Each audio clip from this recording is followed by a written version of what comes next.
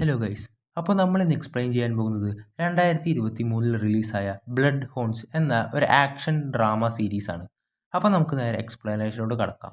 അതിനു മുമ്പ് എൻ്റെ ചാനൽ ഇതുവരെ സബ്സ്ക്രൈബ് ചെയ്തിട്ടില്ലെങ്കിൽ തീർച്ചയായും സബ്സ്ക്രൈബ് ചെയ്യുക. ഈ എപ്പിസോഡ്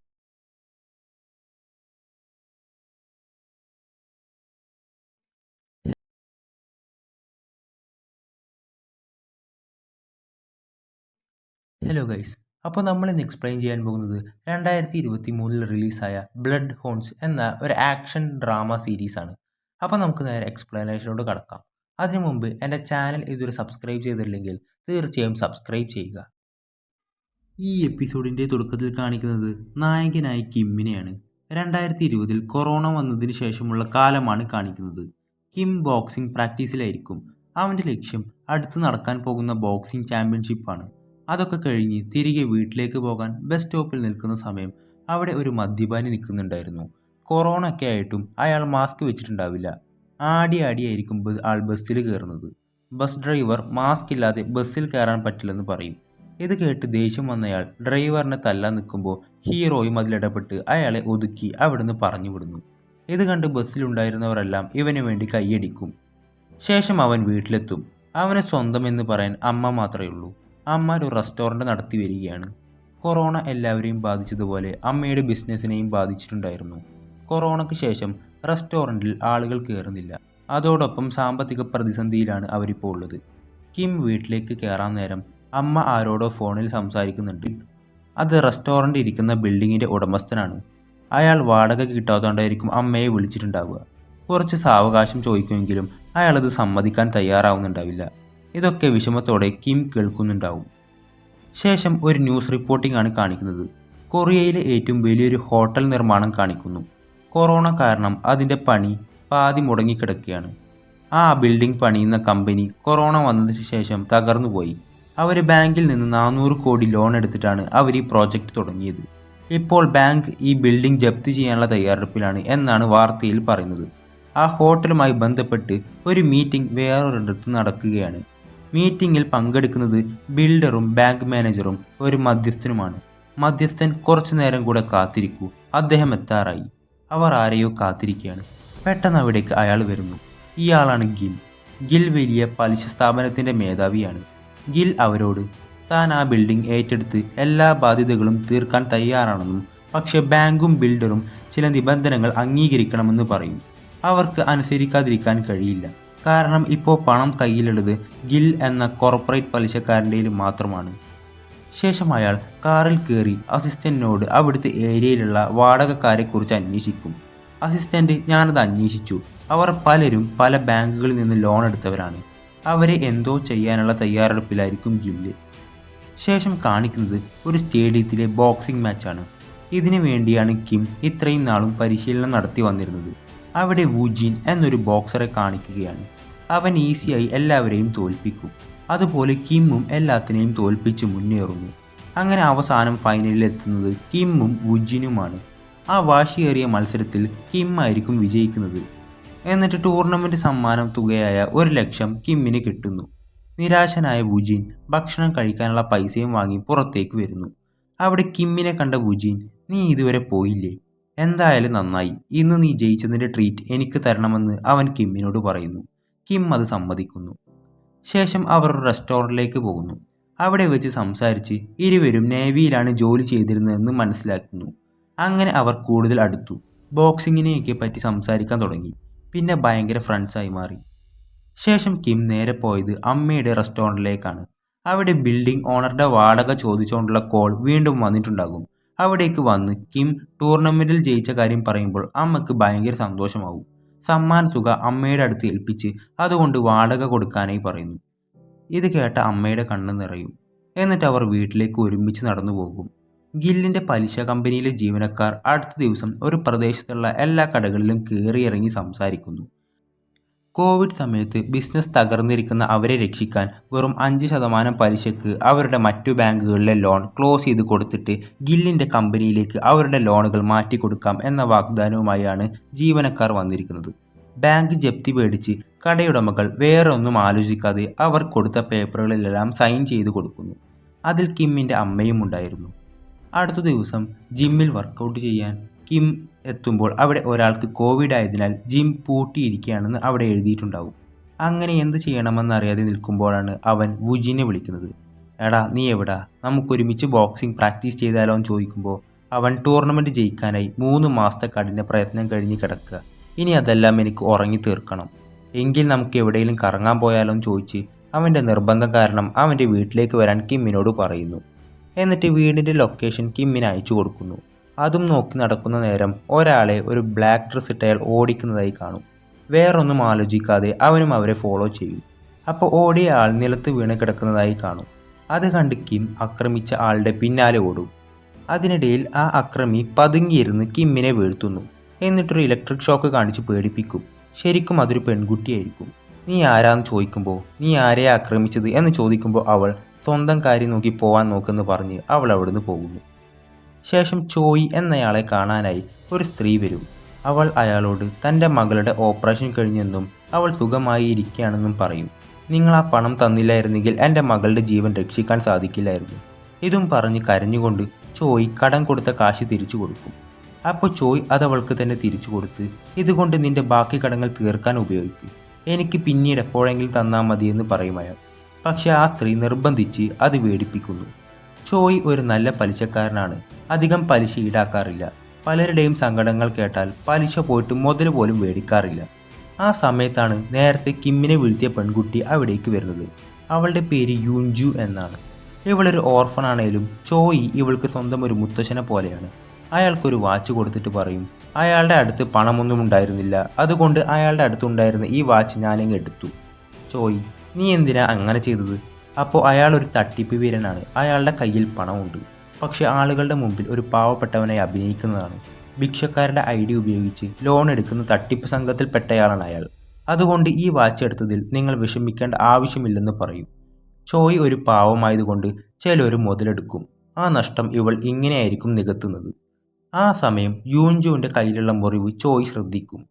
ശേഷം ചോയ് ഒരാളെ വിളിച്ച് വിശ്വസിക്കാൻ കൊള്ളാവുന്ന ഒരു ബോഡി ഗാർഡിന് ആവശ്യമുണ്ടെന്ന് പറയും.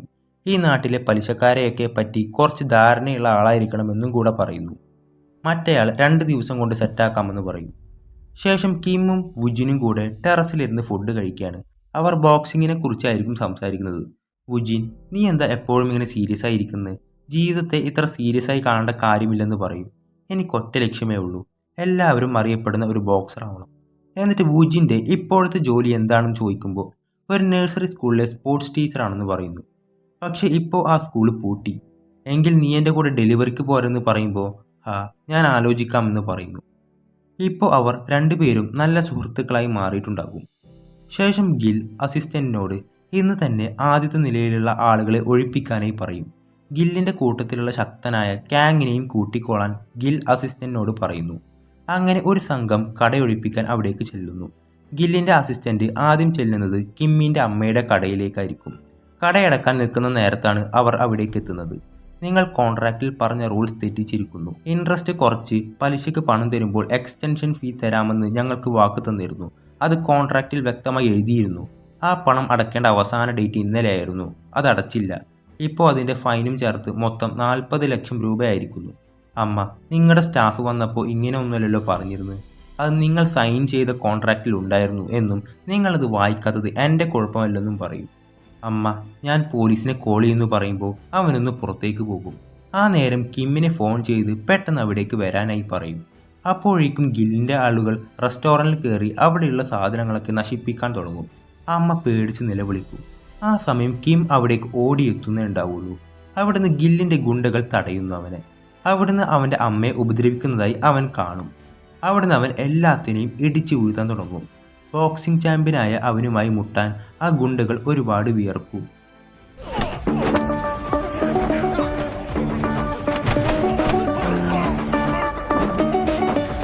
ഇതെല്ലാം കാങ് മുകളിൽ നിന്ന് കാണുന്നുണ്ട്.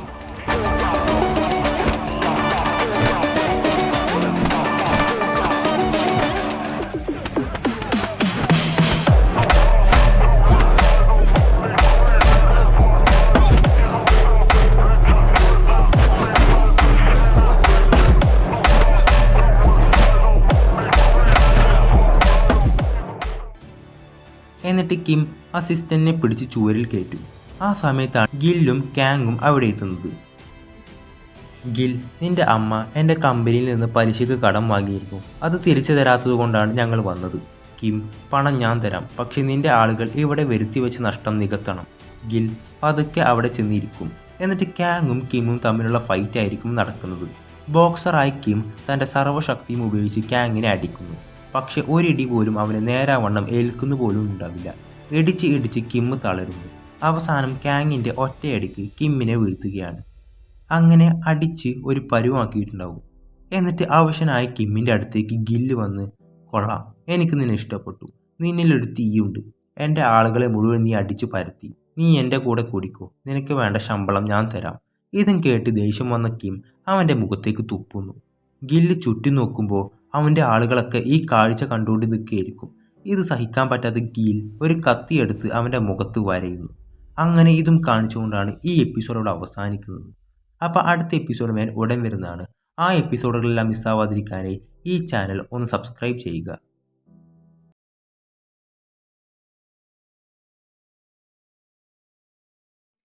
ഹലോ ഗൈസ്, അപ്പോൾ നമ്മളിന്ന് എക്സ്പ്ലെയിൻ ചെയ്യാൻ പോകുന്നത് 2023 റിലീസായ ബ്ലഡ് ഹോൺസ് എന്ന ഒരു ആക്ഷൻ ഡ്രാമ സീരീസാണ്. അപ്പോൾ നമുക്ക് നേരെ എക്സ്പ്ലനേഷനിലോട്ട് കടക്കാം. അതിനു മുമ്പ് എൻ്റെ ചാനൽ ഇതുവരെ സബ്സ്ക്രൈബ് ചെയ്തിട്ടില്ലെങ്കിൽ തീർച്ചയായും സബ്സ്ക്രൈബ് ചെയ്യുക. ഈ എപ്പിസോഡിൻ്റെ തുടക്കത്തിൽ കാണിക്കുന്നത് ഗില്ലിൻ്റെ കത്തി കൊണ്ട് മുറിവേറ്റ കിം ഇപ്പോൾ ഹോസ്പിറ്റലിലാണ്. അവൻ്റെ മുഖത്തെ മുറിവിൽ സ്റ്റിച്ച് ചെയ്യുകയാണ്. 30 സ്റ്റിച്ചോളം ഉണ്ടാകും. അവൻ്റെ അമ്മ വിഷമം മാറാതെ കരയുകയാണ്. അവൻ്റെ മുറിവുകളെല്ലാം മരുന്നൊക്കെ വെച്ച് കെട്ടി ഡിസ്ചാർജ് ചെയ്യുന്നു. അവിടുന്ന് ആ പേപ്പറിലൊക്കെ ഒന്നും നോക്കാതെ ഒപ്പിട്ട് കൊടുത്തതിന് അവനോട് അമ്മ ക്ഷമ ചോദിക്കും. അവനതൊന്നും സാരമില്ലെന്ന് പറഞ്ഞ് അമ്മയെ ആശ്വസിപ്പിക്കുന്നു. ശേഷം കിം വുജിനുമായി ഒരു പ്ലാസ്റ്റിക് സർജനെ കാണാനായി ചെല്ലും. കാരണം അത്രയും വലിയ പാടായിരിക്കും അവൻ്റെ മുഖത്ത്. ലേസർ ട്രീറ്റ്മെൻറ്റ് കൊണ്ട് അവൻ്റെ മുഖം ശരിയാക്കാമെന്ന് ഡോക്ടർ പറയുമെങ്കിലും അതൊരുപാട് ചിലവേറിയതായതുകൊണ്ട് അവൻ അവിടുന്ന് പോകുന്നു. വുജിൻ അവർ പറഞ്ഞ പോലെ ഇതിലൊരു എക്സ്റ്റൻഷൻ ഫീ ഉണ്ട്. ആ തുക മൊത്തം തുകയുടെ 10%. അങ്ങനെ കൂട്ടിയാൽ തന്നെ ബാങ്കിൽ നിന്നെടുത്ത ലോണിനേക്കാൾ കൂടുതലാണ് ഇവരുടെ പലിശ. ഇതടക്കാൻ ഒരു ദിവസം വൈകിയാൽ 10% എന്നത് 20% ആയിട്ടുണ്ടാകും. എത്രയും പെട്ടെന്ന് ഇത് അടച്ചു തീർത്തില്ലെങ്കിൽ നിന്റെ വീടും അവർ കൊണ്ടുപോകും എന്ന് പറയുന്നു. കിം അവനോട് പുറത്തെവിടെയും പോയി ഫുഡ് കഴിക്കാമെന്ന് പറയും. ശേഷം വുജിൻ അവൻ്റെ പരിചയത്തിലുള്ള ഒരു ഹോട്ടലിലേക്ക് കൊണ്ടുപോകും. അവിടെയുള്ള സ്ത്രീ അവനെ കണ്ടതും കെട്ടിപ്പിടിച്ച് വിശേഷം തിരക്കും. ആ സമയം വുജിൻ ഒരു കോൾ വന്ന് പുറത്തേക്ക് പോകും. അവിടുന്നാണ് അമ്മയുടെ കോൾ കിമ്മിന് വരുന്നത്. ഡോക്ടറിനെ കണ്ടിട്ട് അവരെന്തു പറഞ്ഞു എന്ന് ചോദിക്കുമ്പോൾ അവൻ അത് പെട്ടെന്ന് ഭേദമാകുമെന്നും ലേസർ സർജറിയുടെ ആവശ്യമൊന്നും ഇല്ലെന്നും പറഞ്ഞതായി അവൻ കള്ളം പറയുന്നു. അങ്ങനെ ഫുഡ് റെഡിയായി. കിം വുജിനെ വിളിക്കാനായി പുറത്തേക്ക് പോകുമ്പോൾ വുജിൻ ഏതോ പലിശക്കാരനോട് കടം ചോദിക്കുകയാണ്. തൻ്റെ ഫ്രണ്ടിന് അത്യാവശ്യമായി പണത്തിന് ആവശ്യമുണ്ടെന്നും അത് ഞാൻ കൃത്യസമയത്ത് അടച്ചോളാമെന്നും പറയുന്നത് കേട്ട കിം വിഷമത്തോടെ തിരിച്ച് ടേബിളിൻ്റെ അടുത്തേക്ക് പോകുന്നു. ടൂർണമെൻറ്റിൽ അവൻ തോൽപ്പിച്ച ആളാണ്. കുറച്ച് ദിവസത്തെ പരിചയം മാത്രമേ ഉള്ളൂ. എന്നിട്ടും അവനു വേണ്ടി കടം വാങ്ങി അത് തിരിച്ചടക്കാമെന്നും പറയുന്നു. ഇതൊക്കെ കണ്ട് അവൻ്റെ കണ്ണ് നിറയുന്നു. ശേഷം തിരിച്ചു വന്ന വുജിൻ നമുക്ക് പറ്റുന്ന എല്ലാ വഴികളും നോക്കാം, നീ പേടിക്കണ്ട എന്ന് പറഞ്ഞ് അവനെ ആശ്വസിപ്പിക്കുന്നു. അതിനുശേഷം വുജിൻ കിമ്മുമായി യാങ് എന്നയാളെ കാണാൻ പോകുന്നു. നിനക്ക് എത്രയാണ് വേണ്ടതെന്ന് ചോദിക്കുമ്പോൾ 1 കോടി എന്ന് പറയും. അതവനെ മുന്നിൽ നീട്ടി, ഇത് കടമായിട്ടൊന്നുമല്ല, അടുത്ത 1 വർഷത്തേക്ക് നീ എൻ്റെ കൂടെ ജോലി ചെയ്യുന്നതിനുള്ള അഡ്വാൻസാണ്. ഇത് കേട്ടതും വുജിൻ്റെ മുഖം മാറും. കാരണം യാങ് പറഞ്ഞ ജോലി മുമ്പ് വുജിൻ ചെയ്തിരുന്നതാണ്. പലിശ പണം പിരിക്കുക എന്ന ജോലി. പാവപ്പെട്ടവരുടെ വീട്ടിൽ കയറി പലിശ പിരിക്കുക, അവരെ ഉപദ്രവിക്കുക, അങ്ങനെയൊക്കെ. ഇതൊക്കെ ചെയ്ത് കുറ്റബോധം തോന്നി ആ പരിപാടിയൊക്കെ നിർത്തിയതാണ് അവൻ. എന്ത് ചെയ്യണമെന്നറിയാതെ നിൽക്കുന്ന സമയം കിം എഴുന്നേറ്റ്, നമ്മൾ ബോക്സേഴ്സാണ്, ഇത്തരം കാര്യങ്ങൾ ചെയ്ത് പണം സമ്പാദിക്കേണ്ടവരല്ല നമുക്ക് വേറെ വഴി നോക്കാം. ഈ യാങ് ഗില്ലിൻ്റെ കമ്പനിയിൽ ബിനാമിയായി വർക്ക് ചെയ്യുന്ന ആളാണ്. ഈ വിവരം ആർക്കും അറിയില്ല. ശേഷം യാങ്ങിനെ ഒരാൾ നിരീക്ഷിക്കുന്നുണ്ട്. അത് യൂൻജോ ആണ്. അവൻ ബാക്കിയുള്ളവരുടെ അടുത്ത് നിന്ന് പിരിച്ച പലിശ പണം ഗില്ലിൻ്റെ അസിസ്റ്റൻറ്റിന് കൊടുക്കുന്നതായി യൂൻജു കാണുന്നു. ഇതെല്ലാം അവൾ മൊബൈലിൽ പകർത്തു. ശേഷം ചോയ് പറഞ്ഞതിനനുസരിച്ച് വിശ്വസ്തനായ ഒരു ബോഡിഗാർഡിന് വേണ്ടി ഇൻ്റർവ്യൂ നടത്തുകയാണ്. പക്ഷേ ഇൻ്റർവ്യൂവിൽ വന്ന ആരെയും അയാൾക്ക് ബോധിച്ചിട്ടില്ല. എന്ത് ചെയ്യണമെന്ന് ചിന്തിച്ച് നിൽക്കുന്ന സമയത്താണ് വുജിൻ അയാളെ ഫോൺ ചെയ്യുന്നത്. വുജിൻ കിമ്മിനായി പണം കണ്ടെത്താനുള്ള രീതിക്ക് വിളിച്ചതായിരിക്കും. ഇത് കണ്ട അയാൾക്ക് ഇവനെ ബോഡിഗാർഡായിട്ട് നിർത്താമെന്ന് വിചാരിക്കുന്നു. അവനെ ഇയാൾക്ക് നേരത്തെ പരിചയമുണ്ട്, എല്ലാ പലിശക്കാരെയും അറിയുകയും ചെയ്യാം. നീ എന്നെ ഒന്ന് വന്ന് കാണുന്നു പറയും. പണം കിട്ടുമെന്ന പ്രതീക്ഷയിൽ വുജിൻ കിമ്മിനെ കൂട്ടി അയാളുടെ അടുത്തേക്ക് ചെല്ലും. അയാൾ ചോയ് എന്നൊരു പലിശക്കാരനുണ്ട്. അയാളൊരു സാധുവാണ്. ആൾക്കൊരു ബോഡി ഗാർഡ് ആവശ്യമുണ്ട്. വിശ്വസ്തനായ ഒരാൾ. അങ്ങനെ ആരെ നോക്കുമെന്ന് ചിന്തിച്ചിരിക്കുന്ന നേരത്താണ് നിന്റെ കോൾ വരുന്നത്. നീ അയാളെ പോയി കാണണം. ഇത് കേട്ട വുജിൻ, ഞാനൊരു ജോലിക്ക് വേണ്ടി വന്നതല്ല. നിങ്ങളെ വിളിച്ചത് എനിക്ക് കുറച്ച് പണത്തിൻ്റെ ആവശ്യമുണ്ട്. അപ്പോൾ നീ ആദ്യം ചോയെ പോയി കാണ്. നിനക്കുള്ള പണം അയാൾ തരുമെന്ന് പറഞ്ഞ് അവിടുത്തെ അഡ്രസ്സ് കൊടുക്കും. കിം, നമുക്ക് എന്തായാലും പോയി നോക്കാം. പലിശ പിരിക്കാനല്ലോ, ബോഡി ഗാർഡായിട്ടല്ലേ എന്നവനോട് പറയും. ശേഷം ചോയ് യുൻജുനോട് സംസാരിച്ചുകൊണ്ടിരിക്കുന്നതിനിടയിൽ നിനക്കൊരു ബോഡി ഗാർഡിനെ വെക്കാൻ ഒരു പ്ലാൻ ഉണ്ടെന്ന് പറയുമ്പോൾ, ബോഡി ഗാർഡോ, എനിക്കൊന്നും വേണ്ടെന്ന് പറഞ്ഞ് അവൾ അവിടെ നിന്ന് പോകുന്നു. ശേഷം ഗില്ലും ജാക്ക് എന്നൊരാളും ഗോൾഫ് കളിക്കുകയാണ്. ജാക്ക് ഗില്ലിനോട് എന്തിനാ ആ പയ്യൻ്റെ മുഖത്ത് കത്തികൊണ്ട് വരഞ്ഞത് എന്ന് ചോദിക്കുമ്പോൾ അവൻ, എൻ്റെ ജോലിക്കാരുടെ മുമ്പിൽ വെച്ച് തന്നെ എന്നെ തുപ്പി. അവനെ കൊല്ലാതെ വിട്ടത് അവൻ്റെ ഭാഗ്യം. ജാക്ക്, നിങ്ങൾക്ക് ശത്രുക്കൾ കൂടി വരുന്ന സമയമാണ്. എല്ലാ കാര്യങ്ങളും സൂക്ഷിച്ച് വേണം ചെയ്യാൻ. ഇത് കേട്ട ഗിൽ, ഞാൻ എന്ത് ചെയ്യണം ചെയ്യേണ്ടെന്ന് എനിക്കാരും പറഞ്ഞു തരേണ്ട ആവശ്യമില്ല എന്ന് പറയും. ശേഷം ചോയ് വുജിൻ്റെയും കിമ്മിൻ്റെയും ബയോഡാറ്റ നോക്കുന്നു. അതിൽ അയാൾക്ക് ഇഷ്ടപ്പെടുന്നത് കിമ്മിനെയാണ്. നമുക്ക് ഇവനെ എടുക്കാമെന്ന് പറയുമ്പോൾ അയാളുടെ ഡ്രൈവറായ പാർക്ക്, എനിക്ക് അവനേക്കാളും ഫിറ്റായി തോന്നുന്നത് വുജിനെയാണ്. കാരണം അവന് എല്ലാ പലിശക്കാരെയും അറിയാം. പക്ഷേ ആദ്യം താൻ കിമ്മിനോട് സംസാരിച്ചു നോക്കട്ടെ എന്ന് പറയുന്നു. ശേഷം വുജിനും കിമ്മും അവർക്ക് കിട്ടിയ അഡ്രസ്സിലേക്ക് വരും. അതൊരു റെസ്റ്റോറൻ്റ് ആയിരിക്കും. അവിടുത്തെ ഓണർ ആദ്യം കിമ്മിനെ അകത്തോട്ട് കയറ്റി വുജിനോട് അവിടെ കാത്തു നിൽക്കാൻ പറയും. അവിടെ കിം ചോയിയെ കാണുന്നു. ചോയ്, ഞാൻ പണ്ട് കണ്ണിച്ചോരയില്ലാത്ത ഒരു പലിശക്കാരനായിരുന്നു. പക്ഷേ അതിൻ്റെ ശാപം മൊത്തം എൻ്റെ കുടുംബത്തിനാണ് കിട്ടിയത്. ഇപ്പോൾ എനിക്കൊരു കൊച്ചുമോൾ മാത്രമേ ഉള്ളൂ. അവളുടെ പേര് യുൻജു എന്നാണ്. അവൾക്ക് ആവശ്യമില്ലാത്ത അപകടങ്ങളിൽ എടുത്തു ചാടുന്ന സ്വഭാവമുണ്ട്. അവളുടെ കൂടെ നടന്ന് അവളെ പ്രൊട്ടക്റ്റ് ചെയ്യുക, അതിനാണ് ഞാൻ നിന്നെ തിരഞ്ഞെടുത്തത്. നീ ശക്തനാണ്, വിശ്വസ്തനാണ്. കൂടുതൽ ഡീറ്റെയിൽസ് എൻ്റെ ഡ്രൈവറായ പാർക്ക് നിനക്ക് പറഞ്ഞു തരും. എന്നിട്ട് പുറത്ത് വന്ന കിം പലിശ പിരിക്കാനല്ല, ബോഡി ഗാർഡ് തന്നെയായിട്ടാണ് വുജിനോട് പറയുന്നു. ഇത് കേട്ട വുജിനും സന്തോഷമാവും. അവർ കിമ്മിൻ്റെ വീട്ടിൽ ചെന്ന് അവൻ്റെ അമ്മയോട് ഈ കാര്യം പറയുമ്പോൾ അവർക്കും സന്തോഷമാവും. ഇതിന് വുജിനോട് താങ്ക്സ് പറയും. ആ സമയം അവരുടെ വീട്ടിലേക്ക് പാർക്ക് വന്ന് 2 മാസത്തേക്കുള്ള 10 കോടി അഡ്വാൻസ് കൊടുക്കുന്നു. ഇത് ചോയ് തരാൻ പറഞ്ഞതാണ്. കൂടെയുള്ളവരുടെ ആവശ്യങ്ങൾ അറിഞ്ഞ് പ്രവർത്തിക്കുന്ന ആളാണ് ചോയ്. നാളെ രാവിലെ മുതൽ ജോലിക്ക് വരാൻ ചോയ് പറഞ്ഞിട്ടുണ്ടെന്നും പാർക്ക് പറയുന്നു. ആ പണം കണ്ട കിമ്മിൻ്റെ കണ്ണ് നിറയും. അവൻ വുജിനോട് നീയില്ലെങ്കിൽ ഇതൊന്നും സംഭവിക്കില്ലായിരുന്നു എന്ന് പറയുന്നു. ശേഷം മറ്റൊരു വശത്ത് ഗിൽ വീണ്ടും തന്ത്രങ്ങൾ മെനയുന്നു. മിസ്റ്റർ ഹോങ് എന്ന ഒരു കപട വ്യക്തിയുമായുള്ള ഒരു ബിസിനസ് ഇടപാടിനെക്കുറിച്ച് അയാൾക്ക് ആശങ്കയുണ്ട്. അയാൾക്ക് വലിയ പ്രതിഫലം ലഭിച്ചില്ലെങ്കിൽ ഗില്ലിൻ്റെ ഇത്തരം ഇടപാടുകൾ പുറത്തുവിടുമെന്ന് അയാൾ ഭീഷണിപ്പെടുത്തുന്നു. ഗിൽ കാര്യങ്ങൾ സുഗമമാക്കാൻ ശ്രമിക്കുന്നു. പക്ഷേ ഈ സംഘർഷം അവസാനിച്ചിട്ടില്ലെന്ന് വ്യക്തമാണ്. ആ ബിൽഡിംഗ് ഓണറായ ഹാങ് ഗില്ലിനോട് എനിക്കിനി നിങ്ങളുടെ സഹായം വേണ്ട, എനിക്കതിനുള്ള ആളെ കിട്ടി എന്നൊക്കെ പറഞ്ഞ് ഗില്ലിനെ അപമാനിച്ചു വിടും. ഇത് താങ്ങാൻ പറ്റാത്ത ഗിൽ ജാക്കിനോട് ഇവനെ വെറുതെ വിടരുത്, എന്നെ അപമാനിച്ച ഇവന് നല്ല പണി തന്നെ കൊടുക്കണമെന്ന് പറയും. അടുത്ത ദിവസം വുജിൻ കിമ്മും ചോയുടെ ഓഫീസിലെത്തും. വുജിൻ അവന് കൂട്ടുവന്നതാണ്. ചോയ് യൂൻജുനായി ഒരു ബോഡി ഗാർഡിനെ വെച്ച കാര്യം അവൾക്കറിയില്ല. നീ തന്നെ വേണം അത് അവളെ പറഞ്ഞ് സമ്മതിപ്പിക്കാൻ. കാരണം അവളോട് അതിനെപ്പറ്റി പറഞ്ഞപ്പോൾ അവൾ തയ്യാറായിരുന്നില്ല. ഇനിയും അവൾക്ക് താല്പര്യമില്ല എന്ന് പറയുകയാണെങ്കിൽ നിനക്ക് തന്ന പൈസ തിരിച്ചു തന്ന് നിനക്ക് പോകാം. കിം, ആ പണം കൊണ്ട് ഞാൻ എൻ്റെ അമ്മയുടെ കടം വീട്ടാൻ ഉപയോഗിച്ചു. ചോയ്, നീ എന്തായാലും ശ്രമിച്ചു നോക്കെന്ന് പറയും. വുജിൻ, കിമ്മിൻ്റെ കൂടെ എന്നെയും ബോഡി ഗാർഡായി എടുത്താൽ എനിക്കും സാലറി കിട്ടുമെന്ന് ചോദിക്കുമ്പോൾ അവൾ സമ്മതിച്ചാൽ തീർച്ചയായും എന്ന് പറയുന്നതോടെ വുജിൻ കിമ്മിനോട് നീ ഒന്നുകൊണ്ടും പേടിക്കണ്ട, യൂൻജുവിനെ കൊണ്ട് സമ്മതിപ്പിക്കുന്ന കാര്യം ഞാൻ ഏറ്റെന്ന് പറയും. അങ്ങനെ അവരവിടേക്ക് ചുറ്റിക്കാണുന്ന സമയത്താണ് കിം അവളുടെ ഫോട്ടോ കാണുന്നത്. അത് കണ്ടപ്പോഴേ അവന് മനസ്സിലായി ഇതന്ന് തന്നെ ഇടിച്ച പെൺകുട്ടിയാണെന്ന്. ഈ കാര്യങ്ങളൊക്കെ അവൻ വുജിനോട് പറയുന്നു. അതൊന്നും ഓർത്ത് നീ പേടിക്കണ്ട, പെണ്ണുങ്ങളെ വളക്കാനാണ് എൻ്റെ കയ്യിൽ ഐഡിയ ഇല്ലാത്തത്. എന്നിട്ട് അവിടുത്തെ ഒരു ബുക്ക് എടുക്കുന്ന നേരം അതിൽ നിന്ന് കുറേ പണം ചാടി വരും. ബുക്കിൻ്റെ ഡിസൈനിൽ ഉണ്ടാക്കി വെച്ച കുറേ പെട്ടികളായിരിക്കും അത്. അവിടെ ഫുൾ പണമായിരിക്കും. ഇത് കണ്ട് അവർ തന്നെ ഞെട്ടു. കുറച്ച് കഴിഞ്ഞ് യൂൻജു അവിടേക്ക് വരുന്നു. കിമ്മിനെ കണ്ടയുടൻ അവൾക്ക് മനസ്സിലാവും.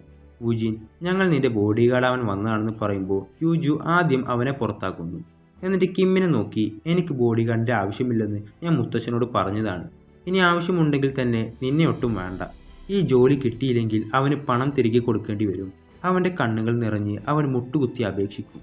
എന്നെ വേണ്ട എന്ന് പറയരുത്. ഇതിനായി ചോയ് 10 കോടി അഡ്വാൻസ് തന്നിരുന്നു. ഗില്ലിൻ്റെ ഫിനാൻസ് കമ്പനിയിൽ ആ പണം അടച്ചു. എന്നെ വേണ്ട എന്ന് പറഞ്ഞാൽ ആ കാശ് തിരിച്ചു കൊടുക്കേണ്ടി വരും. കുറച്ച് ദിവസം എന്നെ നിർത്തി, പിന്നെ ഇഷ്ടമായില്ലെങ്കിൽ പറഞ്ഞയച്ചോ.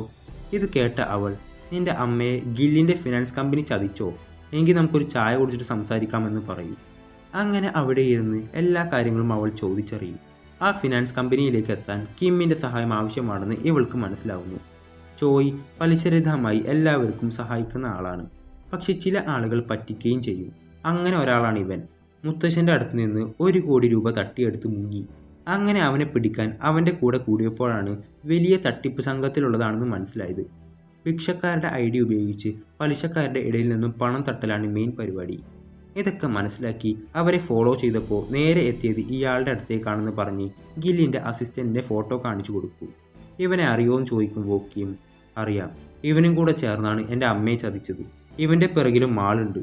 അപ്പോൾ വുജിൻ ഞങ്ങൾ തീർച്ചയായും സഹായിക്കും. ഇവനെ അത്ര അവൾക്ക് പിടിക്കുന്നില്ലെങ്കിലും അവനെയും കൂടെ കൂട്ടുന്നു. ശേഷം ഇവരെങ്ങനെയാണ് ഭിക്ഷക്കാരുടെ ഐഡി തട്ടുന്നത് എന്നറിയാൻ അവരെ ഫോളോ ചെയ്യും.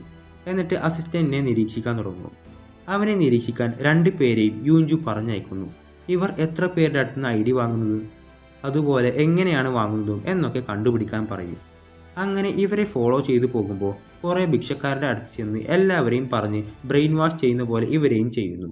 അതിനിടയിൽ ഒരു വൃദ്ധൻ നീ അന്ന് എൻ്റെ കയ്യിൽ നിന്ന് എടുത്തുകൊണ്ടുപോയ ID കാർഡ് എവിടെ എന്ന് ചോദിച്ച് ദേഷ്യപ്പെടും. എന്നിട്ട് ആ വൃദ്ധനെ അവിടെ ഇട്ട് ചവിട്ടാൻ തുടങ്ങും. ഇത് കണ്ട് കിമ്മിന് വെറുതെ ഇരിക്കാനായില്ല. വുജിൻ അവനോട് പോകരുതെന്ന് പറയുമ്പോഴും അവനത് കേൾക്കാതെ അവരുടെ അടുത്തേക്ക് ഓടിച്ചെല്ലുന്നതും കാണിച്ചുകൊണ്ടാണ് ഈ എപ്പിസോഡ് അവസാനിക്കുന്നത്. അപ്പോൾ അടുത്ത എപ്പിസോഡ് ഉടൻ വരുന്നതാണ്. ആ എപ്പിസോഡുകളെല്ലാം മിസ്സാവാതിരിക്കാനായി ഈ ചാനൽ ഒന്ന് സബ്സ്ക്രൈബ് ചെയ്യുക.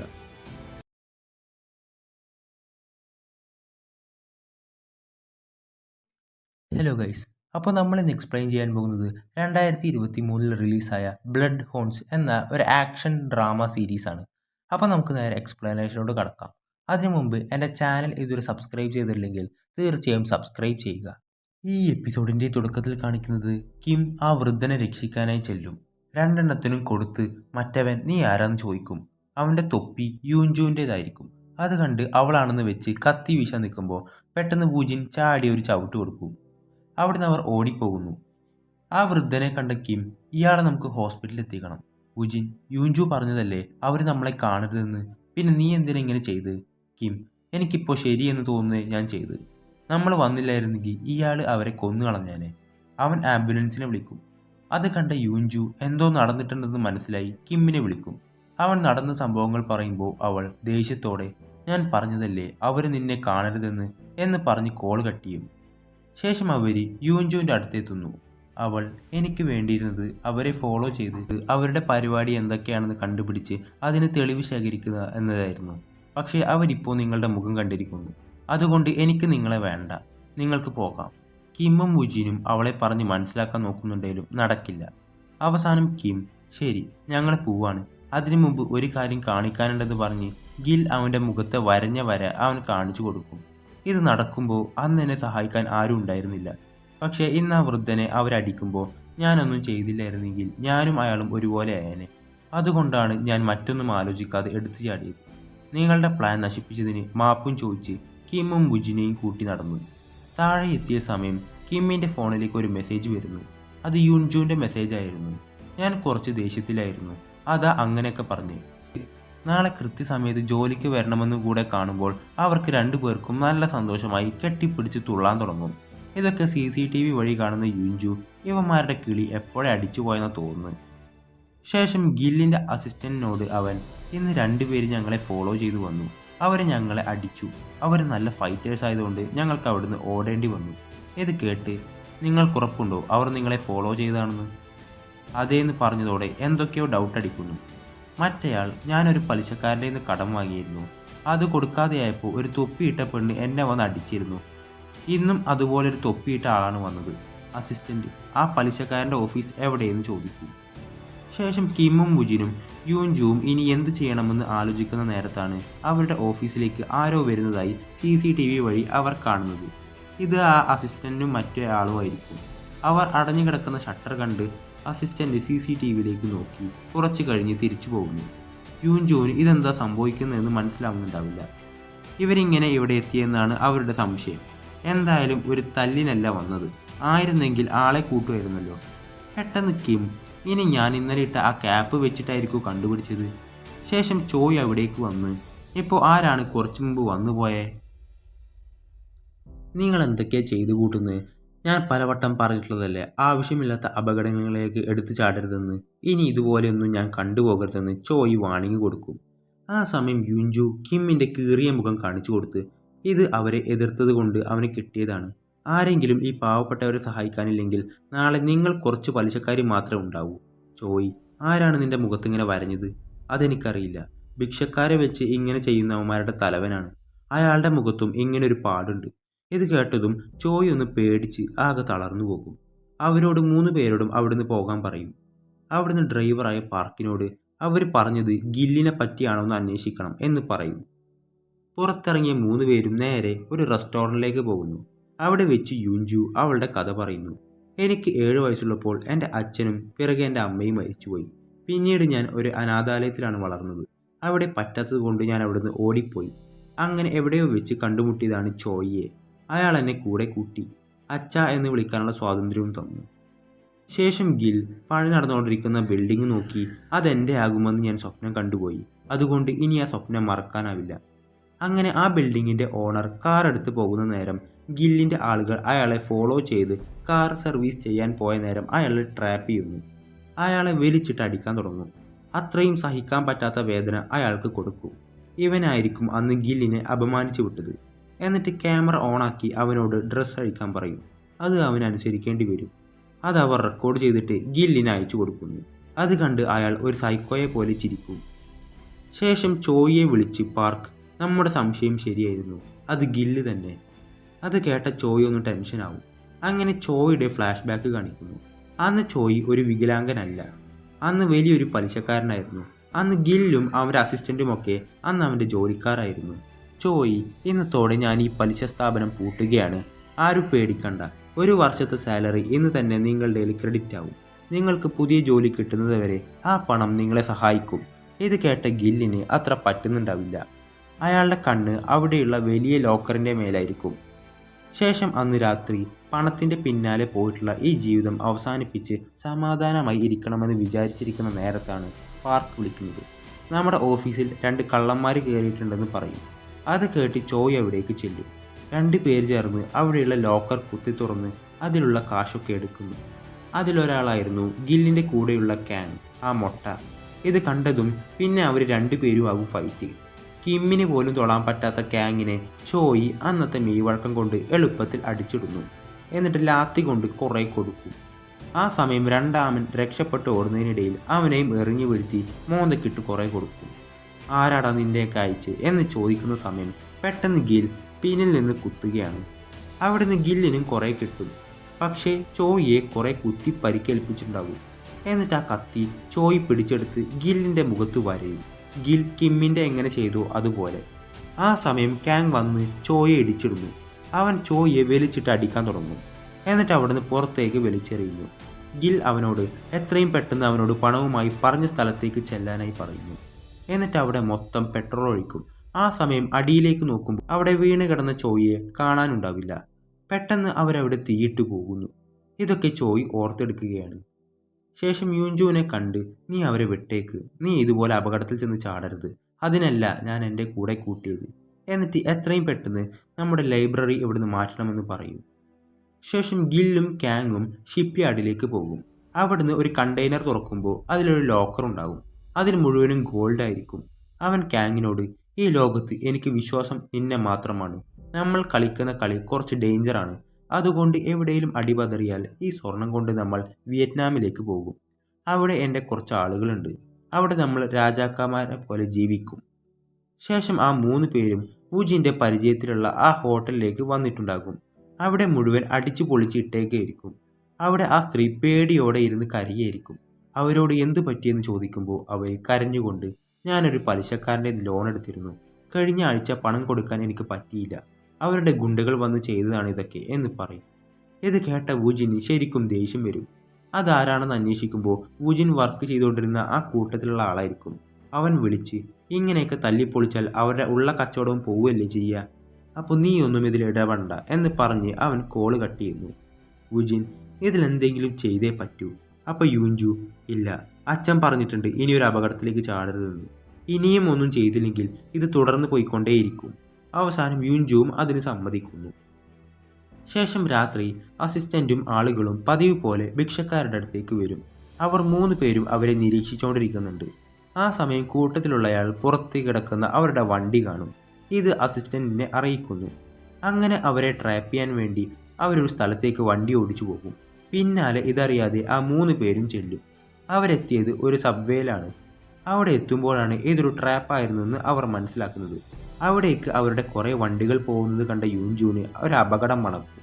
അവൾ ചോയെ വിളിക്കും. അവിടുന്ന് വുജിനും കിമ്മും ഓടി രക്ഷപ്പെടാൻ നിൽക്കുന്ന സമയം 4 വശത്തുനിന്നും അവരുടെ ആളുകൾ വളഞ്ഞിട്ടുണ്ടാകും. ഇനി വേറൊരു വഴിയുമില്ലെന്ന് മനസ്സിലാക്കിയ അവർ ഫൈറ്റ് ചെയ്യാനായി നോക്കുന്നതും കാണിച്ചുകൊണ്ടാണ് ഈ എപ്പിസോഡുകൾ അവസാനിക്കുന്നത്. അപ്പോൾ അടുത്ത എപ്പിസോഡ് ഉടൻ വരുന്നതാണ്. ആ എപ്പിസോഡുകളെല്ലാം മിസ്സാവാതിരിക്കാനായി ഈ ചാനൽ ഒന്ന് സബ്സ്ക്രൈബ് ചെയ്യുക.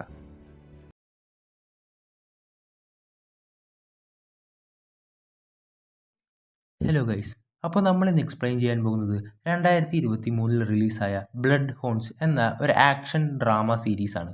അപ്പോൾ നമുക്ക് നേരെ എക്സ്പ്ലനേഷനോട് കടക്കാം. അതിനു മുമ്പ് എൻ്റെ ചാനൽ ഇതുവരെ സബ്സ്ക്രൈബ് ചെയ്തിട്ടില്ലെങ്കിൽ തീർച്ചയായും സബ്സ്ക്രൈബ് ചെയ്യുക. ഈ എപ്പിസോഡിൻ്റെ തുടക്കത്തിൽ കാണിക്കുന്നത് ഒരു പുതിയ ക്യാരക്ടറിനെയാണ്. അർദ്ധരാത്രിയിൽ ചോയിൽ നിന്ന് ഡുയോങ്ങിന് ഒരു കോൾ വരുന്നതോടെയാണ്. അയാൾ കിടക്കയിൽ നിന്ന് എഴുന്നേറ്റ് ഗർഭിണിയായ ഭാര്യയെ ഒന്ന് നോക്കുകയും തുടർന്ന് പുറത്തേക്ക് ഓടുകയും ചെയ്യുന്നു. ശേഷം സബ്വേയിൽ വെച്ച് അസിസ്റ്റന്റ് കിമ്മിനെ കാണുകയും അവനെ തിരിച്ചറിയുകയും ചെയ്യുന്നു. എന്നിട്ട് കിമ്മിൻ്റെ അമ്മയെ തട്ടിക്കൊണ്ടുപോകാൻ അവൻ അവൻ്റെ ആളെ വീട്ടിലേക്ക് അയക്കുന്നു. അവിടെ വെച്ച് അവരുമായുള്ള ഫൈറ്റ് ആരംഭിക്കും.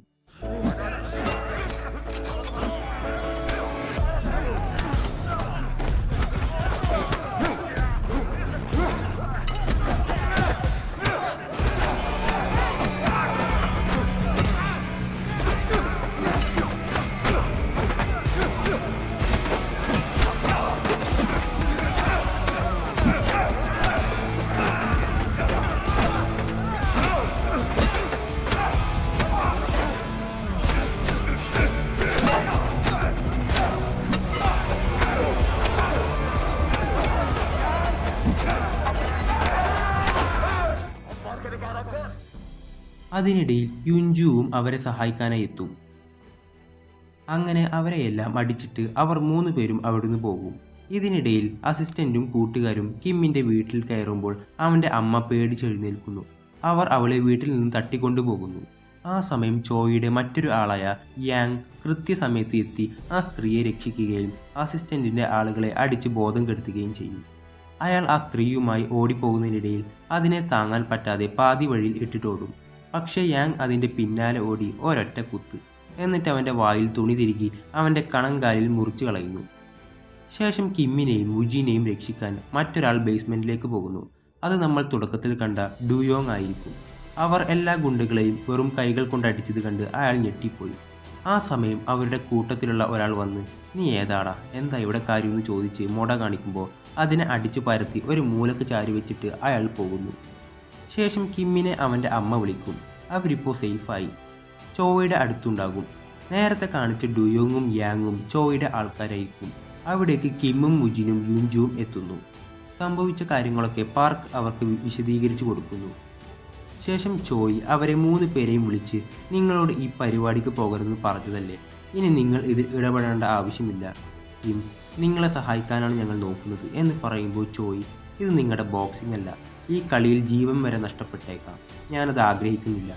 ചോയ് ഡുയോങ്ങിനോടും യാങ്ങിനോടും "ഇനി കിമ്മിൻ്റെ അമ്മ ആ വീട്ടിൽ സുരക്ഷിതമല്ല. എത്രയും പെട്ടെന്ന് തന്നെ എൻ്റെ അനാഥാലയത്തിലേക്ക് മാറ്റണമെന്ന് പറയും. അവിടെ അവർ സേഫായിരിക്കും. എന്നിട്ട് ഗില്ലിനെയും അവൻ്റെ ആളുകളെയും തീർക്കാം എന്നതായിരിക്കും അവരുടെ ലക്ഷ്യം."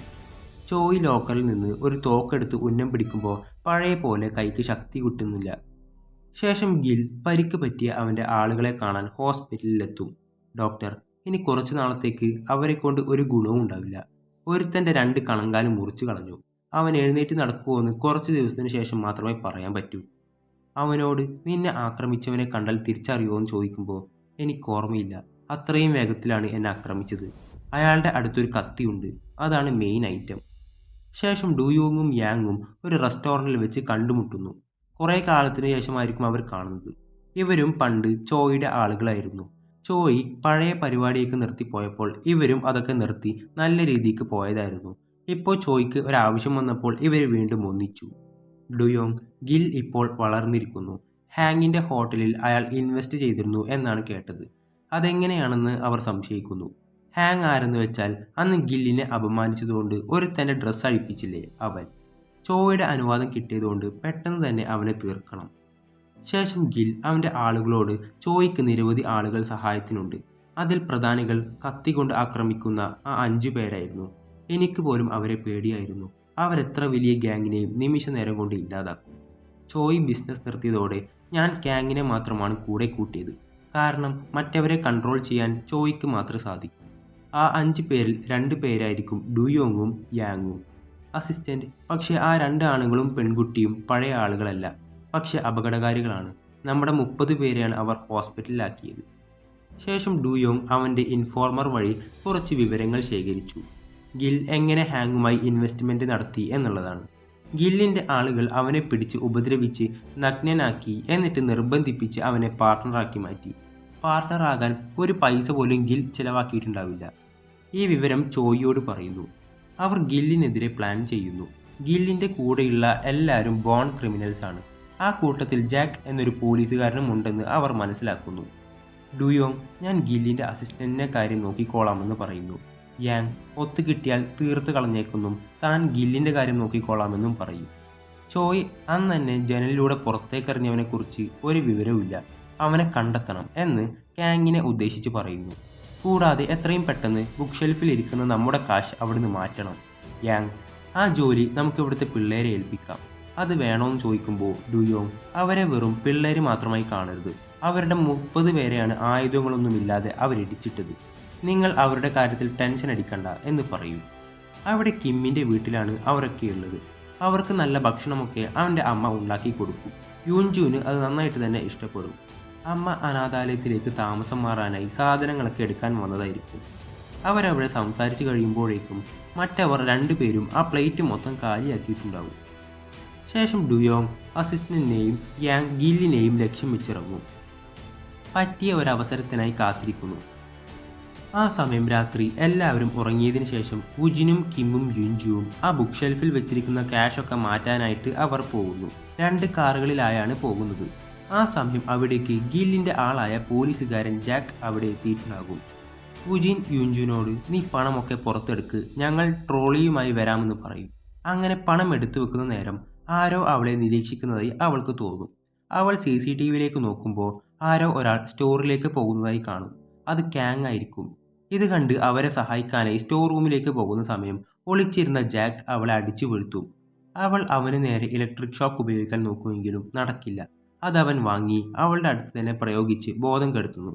എന്നിട്ട് വിലങ്ങണിയിക്കും. ശേഷം കാങ് നേരെ സ്റ്റോർ റൂമിലേക്ക് എത്തിയിട്ടുണ്ടാകും. അവനെ കണ്ട കിം വുജിനോട്, ഇവനാണ് എന്നെ റെസ്റ്റോറൻറ്റിൽ വെച്ച് അടിച്ചത്. അവിടുന്ന് അവരുടെ അടി തുടങ്ങുന്നു.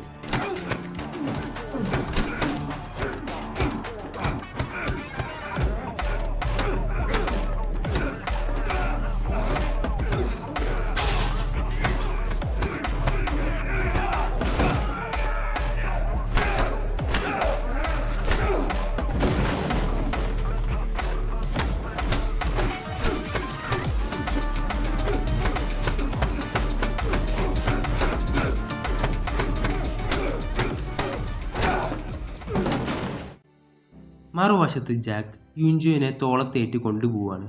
അവൾ അവനെ കടിക്കും. എന്നിട്ട് അവിടുന്ന് ഓടിപ്പോകുന്നു. പിന്നിലേക്ക് കെട്ടിയ കൈ മുന്നിലേക്ക് ആക്കുന്നു. എന്നിട്ട് ജാക്കുമായി അവൾ ഫൈറ്റ് ചെയ്യുകയാണ്. കയ്യിൽ വിലങ്ങുണ്ടേലും പറ്റുന്ന പോലെയൊക്കെ അവൾ അടിക്കും. എന്നിട്ട് അവൻ്റെ മണ്ടക്കടിച്ച് അവനെ ബോധം കെടുത്തും. എന്നിട്ട് അവൻ്റെ നിന്ന് ചാവി എടുത്ത് ആ വിലങ്ങഴിക്കുന്നു. എന്നിട്ട് അവൻ്റെ കൈ അടുത്തുള്ള പൈപ്പുമായി ബന്ധിപ്പിക്കും. ശേഷം കിം കാങ്ങിനെ അടിച്ച് ഒരു പരുവാക്കിയിട്ടുണ്ടാവും. കുറച്ച് കഴിഞ്ഞ് വുജിൻ നമുക്ക് തീരെ സമയമില്ലെന്ന് പറഞ്ഞ് അവനെ പിടിച്ചു മാറ്റും. എന്നിട്ട് അവനെ കെട്ടിയിടുന്നു. അവിടേക്ക് യുൻജു വരും. പുറത്തെത്തിയിട്ട് അവർ നോക്കുമ്പോൾ ജാക്ക് അവിടെയുള്ള പൈപ്പ് പൊട്ടിച്ച് അവിടുന്ന് രക്ഷപ്പെട്ടിട്ടുണ്ടാകും. അവൻ ആളുകളെ വിളിച്ചു കൊണ്ടുവരുന്നതിന് മുന്നേ നമുക്ക് ഇവിടുന്ന് പോകണമെന്ന് പറയും. ശേഷം ജാക്ക് ഗില്ലിനെ വിളിച്ച്, എനിക്കൊരുപാട് അടി കിട്ടി, കാങ്ങിനെ വിളിച്ചിട്ട് കിട്ടുന്നുമില്ല. അപ്പോൾ നീ അസിസ്റ്റൻറ്റിനെയും ആളുകളെയും കൂട്ടി അവരുടെ അടുത്തേക്ക് ചെല്ലെന്ന് പറയും. ജാക്ക് അസിസ്റ്റൻറ്റിനെ വിളിച്ച് ഈ കാര്യം പറയുന്നു. മറ്റവർ പണമെല്ലാം ഒരു കാർഡ്ബോർഡിലാക്കി കാറിൽ കൊണ്ടുപോയി വെക്കും. അതിൻ്റെ കൂടെ കുറച്ച് സ്വർണവും ഉണ്ട്. അവരതും എടുത്തു മാറ്റും. സ്വർണം എടുത്തുകൊണ്ടു പോകാനാണ് അവർക്ക് ഏറ്റവും ബുദ്ധിമുട്ടുണ്ടായത്. കാരണം ഒടുക്കത്തെ വെയിറ്റ് ആയിരിക്കും. ആ സമയം ജാക്കും ഗ്യാങ്ങും അവരുടെ മുമ്പിലെത്തും. അവർ ഒരു വിധത്തിൽ കാറുമായി അവിടുന്ന് എസ്കേപ്പ് ആവും. പിന്നാലെ മറ്റവരും ഫോളോ ചെയ്യുന്നു. അത്രയും ഭാരമുള്ള സ്വർണവും പണവും അതിലുള്ളത് കൊണ്ട് അതിനൊത്ത സ്പീഡ് അവർക്ക് കിട്ടുന്നുണ്ടാവില്ല. ഒരു കാർ അവർ ഇടിച്ച് ഒരു മൂലക്കിരുത്തും. അതിനിടയിൽ യൂൻജുവിൻ്റെ കാറിനും പണി കിട്ടുന്നു. അത് അവിടുന്ന് അനങ്ങുന്നുണ്ടാവില്ല. അവർ പറ്റുന്ന പോലെ സ്വർണവും പണവും എടുത്തുകൊണ്ട് ഓടും. ആ സമയം ഭാരം കൂടുമെന്ന് മനസ്സിലാക്കി കിം കുറച്ച് പെട്ടികൾ പുറത്തേക്ക് വെക്കുന്നു. അവൻ്റെ കാർ കുറച്ച് ദൂരെയായിരിക്കും കിടക്കുന്നത്. സ്വർണത്തിൻ്റെ ഭാരം കാരണം അവർക്കതുമായി ഓടാൻ കഴിയുന്നുണ്ടാവില്ല. ആ നേരം ആയുധങ്ങളുമായി പിന്നാലെ ഗില്ലിൻ്റെ ആൾക്കാരും ഉണ്ട്. അതും കാണിച്ചുകൊണ്ടാണ് ഈ എപ്പിസോഡ് അവസാനിക്കുന്നത്. അപ്പോൾ അടുത്ത എപ്പിസോഡ് ഞാൻ ഉടൻ വരുന്നതാണ്.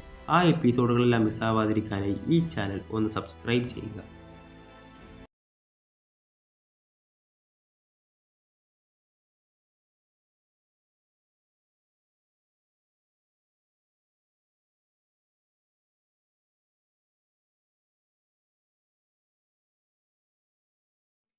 ഹലോ ഗൈസ്, അപ്പോൾ നമ്മളിന്ന് എക്സ്പ്ലെയിൻ ചെയ്യാൻ പോകുന്നത് 2023 റിലീസായ ബ്ലഡ് ഹോൺസ് എന്ന ഒരു ആക്ഷൻ ഡ്രാമ സീരീസാണ്. അപ്പോൾ നമുക്ക് നേരെ എക്സ്പ്ലനേഷനോട് കടക്കാം. അതിനു മുമ്പ് എൻ്റെ ചാനൽ ഇതുവരെ സബ്സ്ക്രൈബ് ചെയ്തിട്ടില്ലെങ്കിൽ തീർച്ചയായും സബ്സ്ക്രൈബ് ചെയ്യുക. ഈ എപ്പിസോഡിൻ്റെ തുടക്കത്തിൽ കാണിക്കുന്നത് കഴിഞ്ഞ എപ്പിസോഡിൽ കണ്ട പോലെ അവർക്ക് ആ ബാഗുമായി ഓടാൻ കഴിയാത്തതുകൊണ്ട് അവർ ആ ബാഗ് അവിടെ ഇട്ട് നേരെ ഓടി കിമ്മിൻ്റെ കാറിൽ കയറി രക്ഷപ്പെടുന്നു. ശേഷം ചോയും യാങ്ങും സംസാരിക്കുന്നു. ഗില്ലിനെ കുറിച്ചായിരിക്കും സംസാരിക്കുന്നത്. നമ്മൾ വിചാരിക്കുന്ന പോലെയല്ല അവനിപ്പോൾ. വളരെ ശക്തനാണ്. നമ്മുടെ പണം കൊണ്ടാണ് അവൻ ആ സ്ഥാപനം തുടങ്ങിയത്. കൊള്ളപ്പലിശക്കാരനാണെന്ന് അറിഞ്ഞിട്ടും ആളുകൾ അവൻ്റെ നിന്ന് കടം വാങ്ങുന്നു. ഞാൻ വിചാരിച്ചതിലും ബുദ്ധിമുട്ടാണ് അവനെ ഇല്ലാണ്ടാക്കാൻ. അപ്പോൾ ചോയ് പറഞ്ഞിട്ട് കാര്യമില്ല. ഇതൊക്കെ ഞാൻ തന്നെ അവന് പഠിപ്പിച്ചു കൊടുത്തതും. ആദ്യം തന്നെ അവനെ കൊല്ലേണ്ടതായിരുന്നു. നീ അന്ന് പറഞ്ഞിട്ടും ഞാനത് സമ്മതിച്ചില്ല. ഇന്ന് ഞാൻ അതോർത്ത് റിഗ്രറ്റ് അടിക്കുന്നു. യാങ്, നിങ്ങൾ പേടിക്കണ്ട. എനിക്കെന്തേലും സംഭവിച്ചതിന് ശേഷമേ അവൻ നിങ്ങളെ തൊടൂ. അവിടുന്ന് യുൻജു യാങ്ങിനെ വിളിച്ച് സംഭവിച്ച കാര്യങ്ങൾ പറയും. ഇത് ചോയിയോട് പറയുന്നു. പണം മാറ്റുന്നതിനിടയിൽ ഗില്ലിൻ്റെ ആളുകൾ ആക്രമിച്ചു. അതുകൊണ്ട് സ്വർണവും പണവും വഴിയിൽ ഉപേക്ഷിക്കേണ്ടി വന്നെന്ന് പറയും. അത് കേട്ട് ടെൻഷനായ ചോയി കുട്ടികൾക്ക് എന്തെങ്കിലും സംഭവിച്ചോ എന്ന് ചോദിക്കുമ്പോൾ ഇല്ല, അവർ മിടുക്കരാണ്, കുഴപ്പമൊന്നുമില്ല, എവിടേക്ക് വരുന്നുണ്ടവർ. യാങ്ങിനെ അടിച്ച് സ്റ്റോർ റൂമിൽ ഇട്ടിട്ടുണ്ടെന്ന് പറയും. ഡുയോങ്ങിനോട് അവനെ പോയി തീർക്കാനായി പറയും. ശേഷം ഡുയോങ് അതിനായി സ്റ്റോർ റൂമിലെത്തി. പക്ഷെ അയാൾ എത്തുന്നതിന് മുമ്പേ കാങ് അവിടുന്ന് രക്ഷപ്പെട്ടിട്ടുണ്ടായിരുന്നു. ശേഷം 3 പേരും കിട്ടിയ പണം കൊണ്ട് അവരുടെ സ്ഥലത്തേക്ക് എത്തും. യാങ് അവരെ അഭിനന്ദിക്കുന്നു. എന്നിട്ട് യൂൻജു ചോയിയോട് സോറി, ഞങ്ങൾക്ക് ആ സ്വർണം എടുക്കാനേ പറ്റിയില്ല. ചോയ്, അത് കുഴപ്പമില്ല, നിനക്ക് വല്ല പരിക്കും സംഭവിച്ചോ എന്ന് ചോദിക്കുമ്പോൾ ഇല്ലെന്ന് പറയും. ചോയ് കുഴപ്പമില്ല എന്ന് പറഞ്ഞെങ്കിലും യൂൻജുവിന് അത് എടുക്കാൻ പറ്റാത്തതിൽ വിഷമമുണ്ട്. ഡുയോങ്ങിന് കാങ്ങിനെ അവിടെ കിട്ടാത്തതുകൊണ്ട് അയാൾ പോയി ഹോസ്പിറ്റലിൽ ചെന്ന് അന്വേഷിക്കും. കാരണം അത്രയും പരിക്ക് പറ്റിയിട്ടുണ്ടാവുമല്ലോ. അവിടെ വെച്ച് അവൻ കാങ്ങിനെ കാണുകയും ചെയ്തു. അടുത്ത ദിവസം ജാക്ക് ഗില്ലിനെ കാണാനായി ചെന്നിരിക്കുകയാണ്. അവന് നല്ല പോലെ പരിക്ക് പറ്റിയിട്ടുണ്ട്.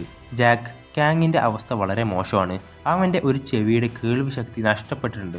ഗിൽ അവനോട് ഡുയോങ്ങിനെയും യാങ്ങിനെയും എനിക്ക് നല്ലപോലെ അറിയാം. അവർ തീർച്ചയായും കാങ്ങിനെ നിരീക്ഷിക്കുന്നുണ്ടാവും. നമ്മുടെ കുറച്ച് ആളുകളെ സംരക്ഷണത്തിനായി അവൻ്റെ അടുത്ത് നിർത്തണം. ആയുധങ്ങളും കയ്യിലുണ്ടാവണം എന്ന് പറയും. അവർ എവിടേക്കാണ് പണം മാറ്റിയതെന്ന് അറിയുമോ എന്ന് ചോദിക്കുമ്പോൾ അത് ഞാൻ അന്വേഷിക്കുന്നുണ്ടെന്ന് പറയും. ശേഷം കിം മോർണിംഗ് വാക്ക് കഴിഞ്ഞ് വീട്ടിലെത്തുമ്പോൾ അവിടെ ചോയ് കാത്തിരിക്കുന്നുണ്ടാവും. അയാൾ യുൻജു വലിയ വിഷമത്തിലാണ്. പണവും സ്വർണവും നഷ്ടപ്പെട്ടതിൽ ചോയുടെ കൂടെ കൂടിക്കോളാമെന്നും വാക്ക് കൊടുക്കുന്നു. ശേഷം ആ 3 പേരും യാങ്ങിൻ്റെ സുഷി റെസ്റ്റോറൻറ്റിൽ എത്തിയിരിക്കുകയാണ്. ഗില്ലിൻ്റെ അസിസ്റ്റൻ്റ് ഹോസ്പിറ്റലിലാണെന്നും അവനെ പൂട്ടിയാൽ തന്നെ ഗില്ലിൻ്റെ വലതുവശം തളരുമെന്നും യാങ് പറയും. ഗിൽ ഒരു ഭീരുവാണ്. കൂടെ എത്ര കൂട്ടാളികളുണ്ടെങ്കിലും അവനാണ് അവൻ്റെ ബലം. ഗില്ലിനെ പൂട്ടാൻ നമുക്ക് അസിസ്റ്റന്റിനെ വേണം. കാരണം ഗില്ലിൻ്റെ എല്ലാ രഹസ്യങ്ങളും അറിയുന്നത് അവനാണ്. അപ്പോഴേക്കും ഡുയോങ് അവിടെ എത്തുന്നു. അവർ ഒരേ സമയം അസിസ്റ്റന്റിനെയും പോലീസായ ജാക്കിനെയും ആക്രമിക്കാൻ പ്ലാൻ ഇടുന്നു. ഇവരെ 2 പേരെ ഒരുമിച്ച് ആക്രമിച്ചില്ലെങ്കിൽ ഗില്ലിന് ഉടനെ വിവരം കിട്ടും. അയാൾ കൂടുതൽ ആളുകളെ ഇറക്കും. ശേഷം ഡുയോങ്ങും യുൻജുവും ഒരു ബൈക്ക് ഷോറൂമിലെത്തി അവൾക്കൊരു ബൈക്ക് വാങ്ങുന്നു. ഇത്തരം സന്ദർഭങ്ങളിൽ കാറിനേക്കാളും നല്ലത് ബൈക്കാണെന്നാണ് ഡുയോങ് പറയുന്നത്. ശേഷം യാങ് കിമ്മിനും വുജിനും കത്തിക്കൊണ്ട് തൻ്റെ സ്പെഷ്യൽ ട്രിക്സ് പഠിപ്പിച്ചു കൊടുക്കുകയാണ്. അതിനിടയിൽ വുജിൻ, ഞങ്ങൾ ബോക്സേഴ്സാണ്, കത്തി കൊണ്ടുള്ള കളി വേണ്ടെന്ന് പറയും. യാങ്, നമ്മൾ നേരിടാൻ പോകുന്നത് ഒട്ടും ദയയില്ലാത്ത ക്രൂരന്മാരുടെ കൂടെയാണ്. നേരായ വഴിയിലൂടെ അവരെ നേരിടാൻ നമുക്ക് ബുദ്ധിമുട്ടായിരിക്കും എന്ന് പറഞ്ഞു കൊടുക്കുന്നു. ശേഷം ഹോസ്പിറ്റലിൽ കിടക്കുന്ന ജാക്കിനെ പിടിക്കാൻ യാങ്ങും കിമ്മും വുജിനും പുറത്തെ കാറിലിരിക്കുന്നുണ്ട്.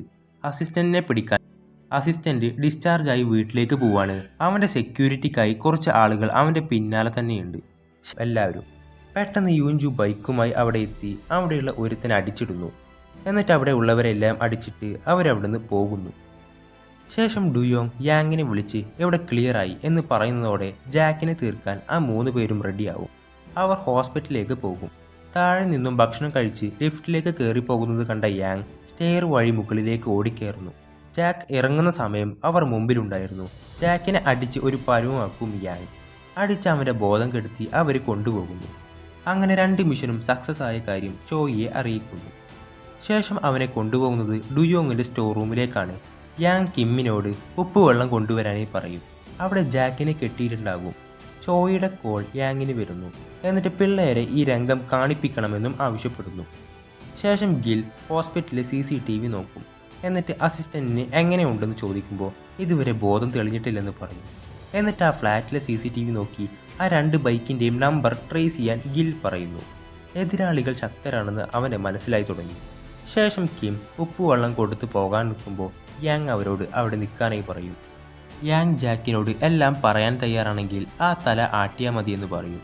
എന്നിട്ടൊരു മെഷീൻ വെച്ച് അവൻ്റെ കാൽ പൊള്ളിക്കുന്നു. അവൻ വേദന കൊണ്ട് പൊളയും. എന്നിട്ട് അവിടേക്ക് ഉപ്പുവെള്ളം കോരി ഒഴിക്കുന്നു. ഇതൊന്നും അല്ലും അത് വെച്ച് പൊള്ളിക്കാൻ തുടങ്ങും. ഇതൊക്കെ കണ്ട് ഓക്കാനം വന്ന യൂൻജു പുറത്തേക്ക് പോകും. പിന്നാലെ കിമ്മും.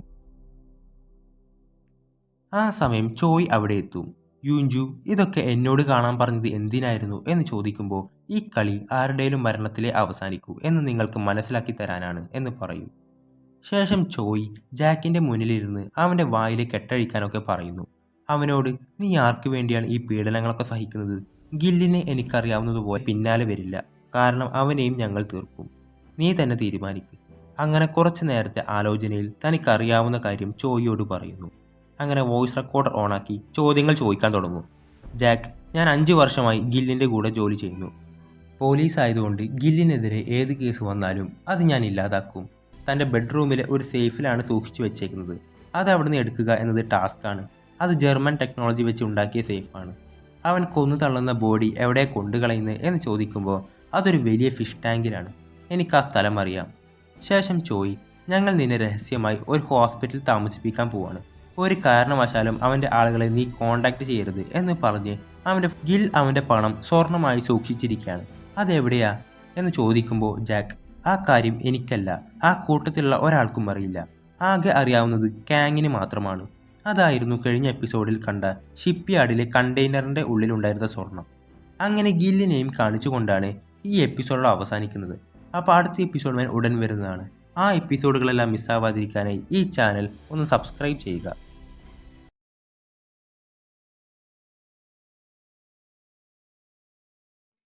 ഹലോ ഗൈസ്, അപ്പോൾ നമ്മളിന്ന് എക്സ്പ്ലെയിൻ ചെയ്യാൻ പോകുന്നത് 2023 റിലീസായ ബ്ലഡ് ഹോൺസ് എന്ന ഒരു ആക്ഷൻ ഡ്രാമ സീരീസാണ്.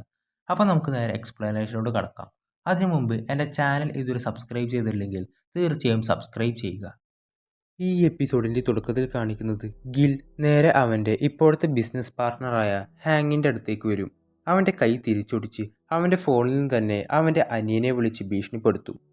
ഗില്ലിന് ആ CCTVയിൽ കണ്ട ബൈക്കിൻ്റെ നമ്പർ ട്രേസ് ചെയ്യണം. അത് 5 മണിക്കൂറിനുള്ളിൽ എനിക്ക് കിട്ടണം, അല്ലെങ്കിൽ നിൻ്റെ സഹോദരൻ്റെ നഗ്ന വീഡിയോ ലീക്കാക്കുമെന്ന് ഒക്കെ പറഞ്ഞ് ഭീഷണിപ്പെടുത്തി ഹാങ്ങിൻ്റെ ഫോണുമായി അയാൾ പോകും. ഹാങ്ങിന് നല്ല പോലെ ദേഷ്യം വരുന്നുണ്ടെങ്കിലും അവനൊന്നും ചെയ്യാൻ പറ്റുന്നുണ്ടാവില്ല. ശേഷം ഗില്ലിന് എന്തിനാണ് ആ ബിൽഡിംഗ് വേണമെന്ന് ഇത്ര വാശി? ഡുയോങ്, അതൊക്കെ അവൻ്റെ പ്ലാനാണ്. അവൻ അതിൽ ഒരു കസിനോ തുടങ്ങും. എന്നിട്ട് ശേഷം ഹാങ്ങിൻ്റെ അനിയൻ CCTV നോക്കി ആ ബൈക്ക് എവിടെയാണെന്ന് അന്വേഷിക്കുന്നു. ഹാങ് അവനെ വിളിച്ച് എന്തായി എന്ന് ചോദിക്കുമ്പോൾ എനിക്ക് ചെയ്യാൻ പറ്റുന്നതൊക്കെ ഞാൻ ചെയ്യുന്നുണ്ട്. ഹാങ്ങിന് ഇപ്പോഴും നല്ല വിഷമം ഉണ്ടാവും. ശേഷം ചോയ്, എങ്ങനെയും ആ വീഡിയോസ് അവൻ്റെ റൂമിലുള്ള സേഫിൽ നിന്ന് പൊക്കണം. അതത്ര എളുപ്പമല്ലെന്ന് യാങ് പറയുന്നു. അതെങ്ങനെ എടുക്കാമെന്നായിരിക്കും അവരുടെ പ്ലാൻ. പണം എടുത്ത് കൊടുത്ത് ഇതെൻ്റെ വകയായി അവൾക്ക് എന്തെങ്കിലും പോയി വാങ്ങിക്കൊടുക്കുമെന്ന് പറയും. ശേഷം ചോയ് കിമ്മിനോട്, ഞാനായിരുന്നു പലിശ സ്ഥാപനത്തിൻ്റെ എല്ലാ രഹസ്യങ്ങളും അവന് പഠിപ്പിച്ചു കൊടുത്തത്. ആ അറിവ് വെച്ചാണ് അവൻ ആളുകളെ പിഴിയുന്നതും. എനിക്ക് എൻ്റെ തെറ്റ് തിരുത്തണം. കിം, ഞാൻ എന്തിനും നിങ്ങളുടെ കൂടെയുണ്ടെന്ന് പറയുന്നു. ശേഷം ഹാങ്ങിൻ്റെ ബ്രദർ ആ വണ്ടി കണ്ടെത്താനുള്ള തിരക്കിലാണ്. 5 മണിക്കൂറാവാൻ ഇനി ഏതാനും മിനിറ്റുകൾ മാത്രമേ ഉള്ളൂ. പക്ഷെ ഒടുവിൽ അത് ഡുയോങ്ങിൻ്റെ സ്റ്റോറിലേക്കാണ് ആ വണ്ടി പോകുന്നത് അവൻ കണ്ടുപിടിക്കുന്നു. അവൻ ഗില്ലിനെ വിളിച്ച് ആ അഡ്രസ്സ് കൊടുക്കുന്നു. അതോടെ ഗിൽ തൻ്റെ കൂട്ടാളികളുമായി തയ്യാറായി. എന്നിട്ട് നേരെ അഡ്രസ്സ് കിട്ടിയ ആ സ്റ്റോറിലേക്ക് ചെല്ലും. ആ സമയം അവിടെ ആരുമില്ലായിരുന്നു. അവിടെയുള്ള ഓഫീസ് മൊത്തം അവർ അരിച്ചു പെറുക്കുകയാണ്. അങ്ങനെ അവിടുത്തെ ബേസ്മെൻറ്റിൽ ഇറങ്ങി അവിടെയുള്ള പാടുകളും ഉപ്പുവെള്ളവും ഒക്കെ കാണുന്നതോടെ ജാക്കിനെ ഇവിടെ എത്തിച്ച് ടോർച്ചർ ചെയ്തിട്ടുണ്ടെന്ന് അവന് മനസ്സിലാവുന്നു. കാങ്ങിനോട് നിനക്കെന്ത് തോന്നുന്നു, ജാക്ക് എല്ലാ കാര്യങ്ങളും പറഞ്ഞിട്ടുണ്ടാവുമോ എന്ന് ചോദിക്കുമ്പോൾ ഇവിടുത്തെ അവസ്ഥ കണ്ട് അവൻ പറയാനാണ് കൂടുതൽ സാധ്യത. അങ്ങനെയാണെങ്കിൽ അവൻ ജീവനോടെ ഇരിക്കുന്നത് അത്ര നല്ലതല്ല. എന്നിട്ട് ഡുയോങ്ങിൻ്റെ ഓഫീസിൽ നിന്ന് അവൻ്റെ വീടിൻ്റെ അഡ്രസ്സ് കണ്ടെത്തുന്നു. അവർ നേരെ ഡുയോങ്ങിൻ്റെ വീട്ടിലേക്ക് ചെല്ലും. ഗിൽ അവൻ്റെ ആളുകളോട് അവനെ കൊല്ലരുത്, എനിക്കവനെ ജീവനോടെ വേണം, കുറച്ച് കാര്യങ്ങൾ അവൻ്റെ അടുത്ത് ചോദിച്ചറിയാനുണ്ട്. എന്നിട്ട് ആ വാതിൽ മുട്ടുന്നു. ഡുയോങ്ങും വൈഫും നല്ല ഉറക്കത്തിലായിരുന്നു. വാതിൽ മുട്ടുന്ന ശബ്ദം കേട്ട് ഭാര്യ വാതിൽ തുറക്കാൻ നേരം ഡുയോങ്ങിന് എന്തോ ഒരു ഡൗട്ട് അടിക്കും. അവൻ കീ ഹോളിലൂടെ നോക്കിയപ്പോഴേ മനസ്സിലായി അത് ഗില്ലിൻ്റെ ആളുകളാണെന്ന്. പെട്ടെന്ന് വൈഫിനെ റൂമിലാക്കി എന്ത് ശബ്ദം കേട്ടാലും വാതിൽ തുറക്കരുതെന്ന് പറഞ്ഞ് അവളെ ആശ്വസിപ്പിക്കും. ഗില്ലിൻ്റെ ആളുകൾ ജനാല കുത്തിപ്പൊളിച്ച് അകത്ത് കയറാനായിരിക്കും നോക്കുന്നത്. വൈഫ് ആ നേരം പോലീസിനെ വിളിക്കുന്നു. ഡുയോങ്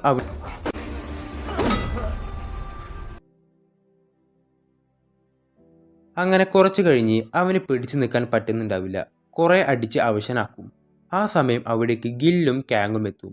അവിടെ എത്തിയ ഗില്ലിൻ്റെ നോട്ടം അവൻ്റെ ഭാര്യ ഇരിക്കുന്ന റൂമിലേക്കായിരിക്കും. ഗിൽ, നമ്മൾ പഴയ കൂട്ടുകാരല്ലേ, നിന്നെയും നിൻ്റെ ഭാര്യയെയും ഞാൻ ഒന്നും ചെയ്യില്ല. പക്ഷെ ഒരു കാര്യം നീ ചെയ്യണം. യാങ്ങും ചോയും എവിടെയാ താമസിക്കുന്നതെന്ന് നീ പറഞ്ഞു തരണം. ഡുയോങ് വല്ലാത്തൊരവസ്ഥയിലാണ്. തൻ്റെ ഭാര്യയെ രക്ഷിക്കുകയും വേണം, ചോയിനെയും യാങ്ങിനെയും ചതിക്കാനും വയ്യ.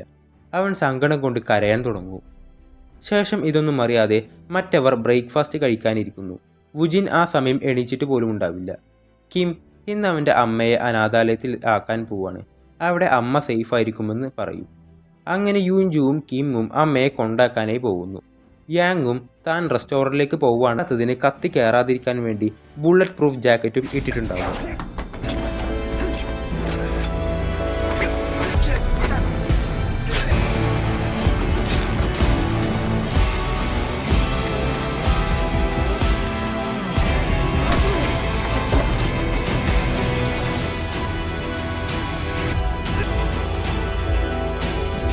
അവിടെ വെച്ച് യാങ് മരണപ്പെടും. ശേഷം ഗില്ലും ആളുകളും നേരെ ചെല്ലുന്നത് ചോയുടെ വീട്ടിലേക്കാണ്. ബ്രേക്ക്ഫാസ്റ്റ് കഴിച്ചുകൊണ്ടിരിക്കുന്ന വുജിന് ഒരു അപകടം വരുന്നുണ്ടെന്ന് മനസ്സിലാവും. ഈ കാര്യം ചോയെ അറിയിക്കുന്നു. CCTV നോക്കുമ്പോൾ ഒരുപാട് ആളുകളെ അവൻ കാണുന്നു. എന്നിട്ട് ചോയെ പിടിക്കാനായി ചെല്ലുമ്പോൾ അയാൾ കയ്യിലുള്ള തോക്കുമായി എല്ലാത്തിനെയും വെടിവെച്ചിടാൻ തുടങ്ങും. മറുഭാഗത്ത് വുജിനെ കത്തി കൊണ്ട് കുറെ കുത്തും. കാങ് ചോയുടെ അടുത്തെത്തി അയാളെ അടിച്ച് നിലത്തിട്ട് തല്ലിച്ചതക്കും. അങ്ങനെ കുറച്ചു നേരത്തിനുള്ളിൽ ഗിൽ അവിടെ എത്തും. ഇവനെ കൊല്ലാതെ എനിക്ക് വേണ്ടി ബാക്കി വെച്ചതിന് നന്ദി എന്ന് പറഞ്ഞ് ആ ലോക്കറിലേക്ക് നോക്കി ചിരിച്ചുകൊണ്ട് പതുക്കെ അവൻ്റെ കഴുത്തറക്കും. അങ്ങനെ ചോയ് മരണപ്പെടുകയാണ്. ശേഷം അനാഥാലയത്തിൽ നിന്ന് കിമ്മും യൂൻജുവും തിരിച്ചു വരുന്നു. അവിടെ മൊത്തം പുക വരുന്നത് കണ്ട അവർ പേടിയോടെ അകത്തേക്ക് ഓടിച്ചെല്ലുന്നു. അവിടെ മൊത്തം കത്തിച്ചിട്ടുണ്ടാകും. രക്തത്തിൽ കുളിച്ചു കിടക്കുന്ന വുജിനേറ്റ് അവൻ പുറത്തേക്ക് പോകും. നോക്കുമ്പോൾ ചെറിയൊരു ജീവൻ ബാക്കിയുണ്ട്. യൂൻജു മരിച്ചു കിടക്കുന്ന ചോയെ തട്ടി വിളിക്കും.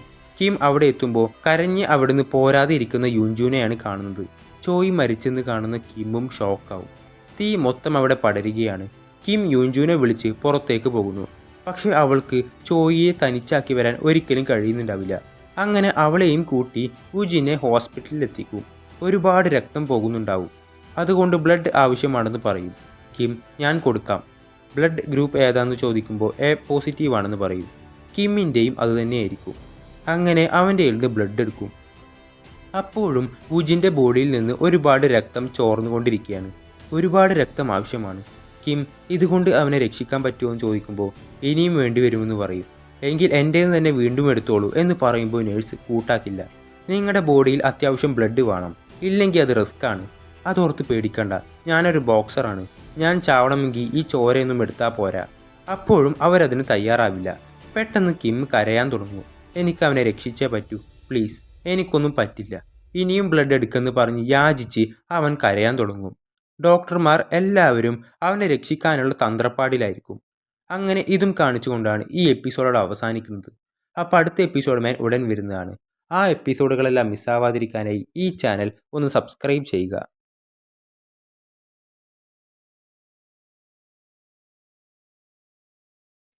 ഹലോ ഗൈസ്, അപ്പോൾ നമ്മളിന്ന് എക്സ്പ്ലെയിൻ ചെയ്യാൻ പോകുന്നത് 2023 റിലീസായ ബ്ലഡ് ഹോൺസ് എന്ന ഒരു ആക്ഷൻ ഡ്രാമ സീരീസാണ്.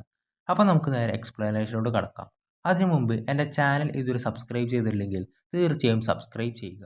ഈ എപ്പിസോഡിൻ്റെ തുടക്കത്തിൽ കാണിക്കുന്നത് വുജിൻ്റെ അവസ്ഥ മോശമായി കൊണ്ടിരിക്കുകയാണ്. യുൻജു ചോയുടെ ചിരിക്കുന്ന മുഖമോർത്ത് കരയുന്നുണ്ടാവും. ഈ പ്രശ്നങ്ങളെല്ലാം തീർത്ത് നമുക്ക് റോമിലേക്ക് ഒരു ട്രിപ്പ് പോകണമെന്ന് പറഞ്ഞത് അവൾ ആ സമയം ഓർക്കുന്നു. ബ്ലഡ് കൊടുത്ത് പുറത്തു വന്ന കിം യുൻജുവിനെ കാണുന്നുണ്ടാവില്ല. അവിടെയുള്ള ആളുകളോട് ഇവിടെ ഒരു പെൺകുട്ടി ഉണ്ടായിരുന്നു, കണ്ടായിരുന്നോ എന്ന് ചോദിക്കുമ്പോൾ കുറച്ചു നേരം മുമ്പ് പുറത്തോട്ട് പോയിരുന്നെന്ന് പറയും. കിം അവിടെ മുഴുവൻ അവളെ അന്വേഷിക്കാൻ തുടങ്ങും. അവൾ പുറത്തു നിൽക്കുന്നുണ്ടാവും. കിം അവളെ കോൾ ചെയ്യുമ്പോഴും അത് അവൾ എടുക്കുന്നുണ്ടാവില്ല. ശേഷം ഡോക്ടർ കിമ്മിനോട് ഓപ്പറേഷൻ എല്ലാം കഴിഞ്ഞു, പക്ഷേ അപകടനില തരണം ചെയ്തു എന്ന് പറയാനാവില്ല. കിം ഒന്നും ചെയ്യാനാവാതെ കരയുകയാണ്. കഴിഞ്ഞ ദിവസം വരെ സന്തോഷത്തിലായ ആളുകൾ ആ ദിവസങ്ങൾ എല്ലാം ഒറ്റ ദിവസം കൊണ്ട് മാറി മറിഞ്ഞല്ലോ എന്നാലോചിച്ച് വിഷമിക്കുകയാണവൻ. അങ്ങനെ മാസങ്ങൾക്ക് ശേഷമുള്ള സംഭവമാണ് കാണിക്കുന്നത്. ഒരു ടൗണിൽ ഒരു ചെറിയ വീട്. അവിടെ നേരം വെളുക്കുന്നതേ ഉണ്ടാവൂ. അലാറം അടിക്കുമ്പോൾ കിം എഴുന്നേറ്റ് ഉജിനെയും വിളിക്കും. അവരവിടെ ജോഗിങ്ങിന് ഇറങ്ങും. എന്നിട്ട് ഇരുവരും വർക്കൗട്ട് ചെയ്യും. അവിടെ ചോയുടെ ഡ്രൈവറായ പാർക്കും അവരുടെ കൂടെ ഉണ്ടാകും. അവർ കഠിനമായ പരിശീലനത്തിലായിരിക്കും. അവരുടെ ലക്ഷ്യം എന്തെന്നാൽ ഗില്ലിനെ തകർക്കുക എന്നതാണ്. ചോയ്ക്ക് വേണ്ടി, ഡുയോങ്ങിന് വേണ്ടി, അയാളുടെ ഭാര്യയ്ക്ക് വേണ്ടി, യാങ്ങിന് വേണ്ടി. പാർക്ക് അവരുടെ ട്രെയിനിങ് ഒക്കെ കാണുന്നുണ്ട്. അയാൾ, നിങ്ങളുടെ തീരുമാനം നിങ്ങൾ തിരുത്തണം, നിങ്ങൾ വീണ്ടും ഒരു അപകടത്തിലേക്ക് പോകരുത്. പക്ഷേ അവർ രണ്ടുപേരും അവരുടെ തീരുമാനത്തിൽ ഉറച്ചു നിൽക്കുകയാണ്.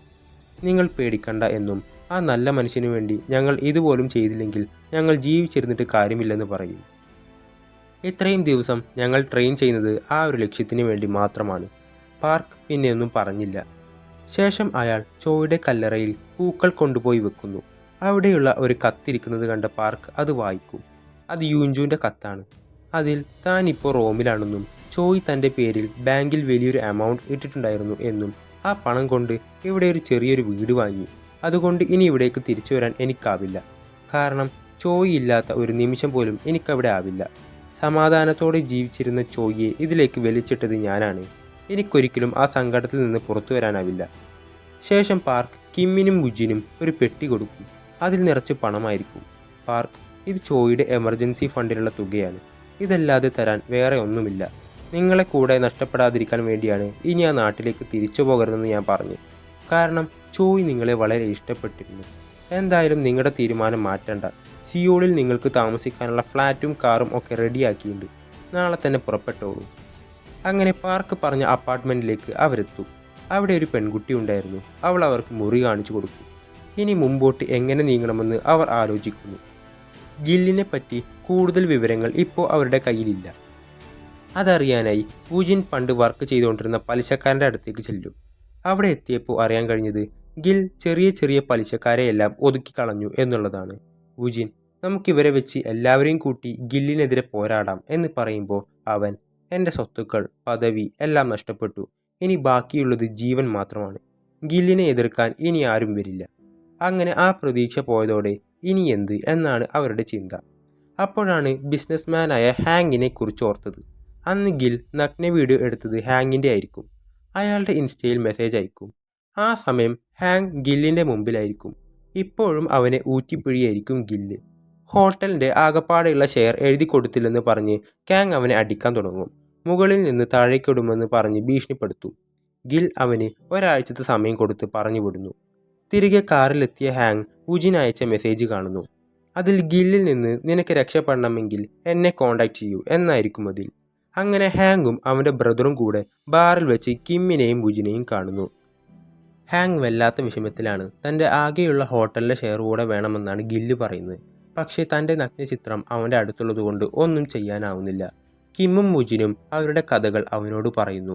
ഗില്ലിനെ തകർക്കാനുള്ള എന്ത് സഹായവും ചെയ്യാമെന്ന് ഹാങ്ങും പോലീസിൻ്റെ ഭാഗത്ത് നിന്ന് എന്ത് സഹായം ഉണ്ടാകുമെന്നും അവൻ്റെ ബ്രദറും പറയുന്നു.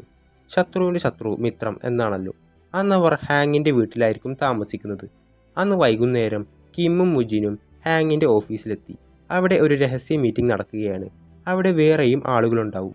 ഒന്ന് ഒരു ഡിറ്റക്റ്റീവും ഒന്ന് സൈബർ ക്രൈം ഡിപ്പാർട്ട്മെൻറ്റിലെ ഹാക്കറും. ഗിൽ ഇതുപോലെ ഒരുപാട് പേരുടെ നഗ്ന വീഡിയോസ് എല്ലാം ഒരു ഹാർഡ് ഡിസ്കിൽ സൂക്ഷിച്ച് അവൻ്റെ റൂമിലെ ലോക്കറിൽ സൂക്ഷിച്ച് വെച്ചേക്കാണ്.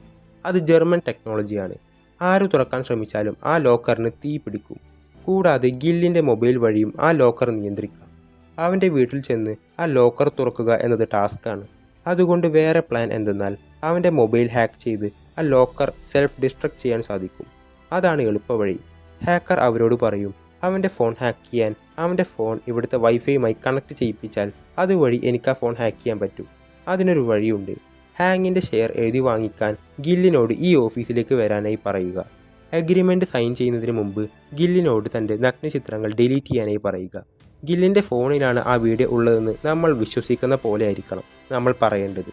ഗിൽ അത് ഡിലീറ്റ് ചെയ്തെന്ന് പറഞ്ഞാലും എനിക്ക് ആ ഫോൺ ഒന്ന് ചെക്ക് ചെയ്യണമെന്ന് പറഞ്ഞ് ഹാങ് ആ ഫോണൊന്ന് വാങ്ങും.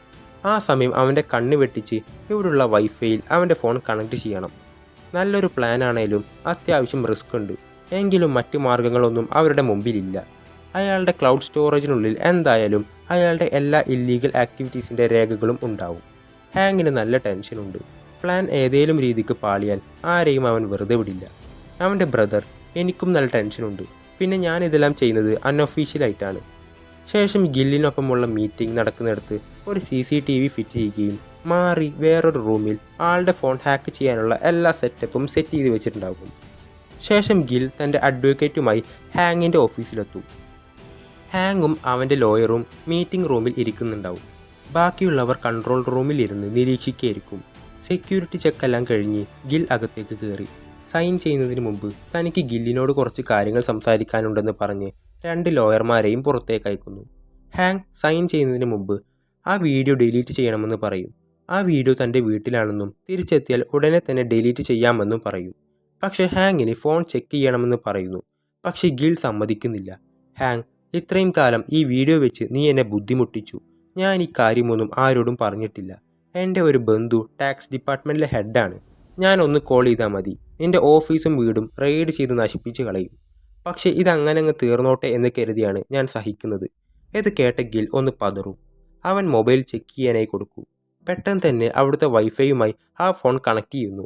അതോടെ ഹാക്കറിന് ഗില്ലിൻ്റെ ഫോണിൻ്റെ ആക്സസ് കിട്ടുന്നു. നേരത്തെ പറഞ്ഞ പോലെ സെൽഫ് ഡിസ്ട്രക്ഷൻ മോഡ് ആക്ടിവേറ്റ് ആക്കുന്നതോടെ വീട്ടിലുള്ള ഗില്ലിൻ്റെ ലോക്കറിൽ നിന്ന് പെട്രോൾ ചീറ്റുകയും അതിനുള്ളിൽ മൊത്തം കത്താൻ തുടങ്ങുകയും ചെയ്യുന്നു. ഹാങ്ങിൻ്റെ ബ്രദർ കിമ്മിനോടും വുജിനോടും നന്ദി പറയുന്നു. ഈ ലോക്കറിനെ പറ്റി നിങ്ങൾ പറഞ്ഞില്ലായിരുന്നെങ്കിൽ ഞങ്ങൾക്കിത് ചെയ്യാൻ പറ്റില്ലായിരുന്നു. ഇനി അവൻ്റെ എല്ലാ ഡീറ്റെയിൽസും തപ്പിയെടുത്ത് ഞാൻ അവനെ അകത്താക്കിക്കൊള്ളാമെന്ന് പറയും. ഹാങ്ങും അവരുടെ അടുത്ത് വന്ന് നന്ദി പറയുന്നു. ശേഷം കിം വുജിനോട് ഇവിടെയും കൊണ്ട് ഒന്നും തീർന്നില്ല. ചോയുടെ പണവും സ്വർണവും അവൻ്റെ അടുത്താണ്.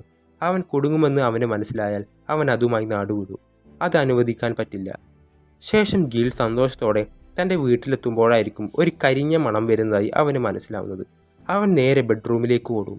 എന്നിട്ട് ആ ലോക്കർ തുറന്നു നോക്കുമ്പോൾ എല്ലാം കത്തി നശിച്ച നിലയിലായിരിക്കും ഉള്ളത്. ഗില്ലിന് ഇത് കണ്ട് വല്ലാത്ത ദേഷ്യം വരും. ഗിൽ അവൻ്റെ ഒരാളെ വിളിച്ച്, എൻ്റെ ഫോൺ ഞാൻ എൻ്റെ ഡ്രൈവറിൻ്റെ അടുത്ത് കൊടുത്തുവിടാം, അതിലെല്ലാ ഡീറ്റെയിൽസും എനിക്ക് സോർട്ട് ചെയ്ത് തരണമെന്ന് പറയും. ഗിൽ വിളിച്ച ആൾ അത് ഹാങ്ങിൻ്റെ ബ്രദറിൻ്റെ ഓഫീസിലുള്ള ഒരു ഇൻ്റലിജൻസ് ഓഫീസറായിരുന്നു. അങ്ങനെ അതും കാണിച്ചുകൊണ്ടാണ് ഈ എപ്പിസോഡ് അവസാനിക്കുന്നത്. അപ്പോൾ അടുത്ത എപ്പിസോഡ് ഞാൻ ഉടൻ വരുന്നതാണ്. ആ എപ്പിസോഡുകളെല്ലാം മിസ്സാവാതിരിക്കാനായി ഈ ചാനൽ ഒന്ന് സബ്സ്ക്രൈബ് ചെയ്യുക.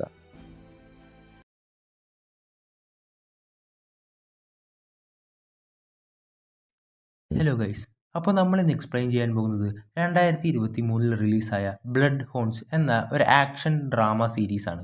അപ്പോൾ നമുക്ക് നേരെ എക്സ്പ്ലനേഷനോട് കടക്കാം. അതിനു മുമ്പ് എൻ്റെ ചാനൽ ഇതുവരെ സബ്സ്ക്രൈബ് ചെയ്തില്ലെങ്കിൽ തീർച്ചയായും സബ്സ്ക്രൈബ് ചെയ്യുക. ഈ എപ്പിസോഡിൻ്റെ തുടക്കത്തിൽ കാണിക്കുന്നത് ഇൻ്റലിജൻസ് ഓഫീസറായ സാങ്ങിനെയാണ്. ഗിൽ കൊടുത്തുവിട്ട ഫോൺ പാർക്കിൻ്റേതായിരിക്കും. ചോയ് മരിച്ചെങ്കിലും അയാളുമായി ബന്ധപ്പെട്ട ആരെയും തൻ്റെ പിന്നാലെ വരുമെന്ന് അവൻ അറിയാമായിരുന്നു. അതുകൊണ്ട് തന്നെ പാർക്കിൻ്റെ ഫോൺ അവൻ സൂക്ഷിച്ചു വെച്ചിട്ടുണ്ടാകും. സാങ് അത് പരിശോധിക്കുന്നതിനിടയിൽ ഹാങ്ങിൻ്റെ ബ്രദർ അവിടേക്ക് വരുന്നു. അവൻ പെട്ടെന്ന് ആ ഫോൺ ഒളിപ്പിക്കും.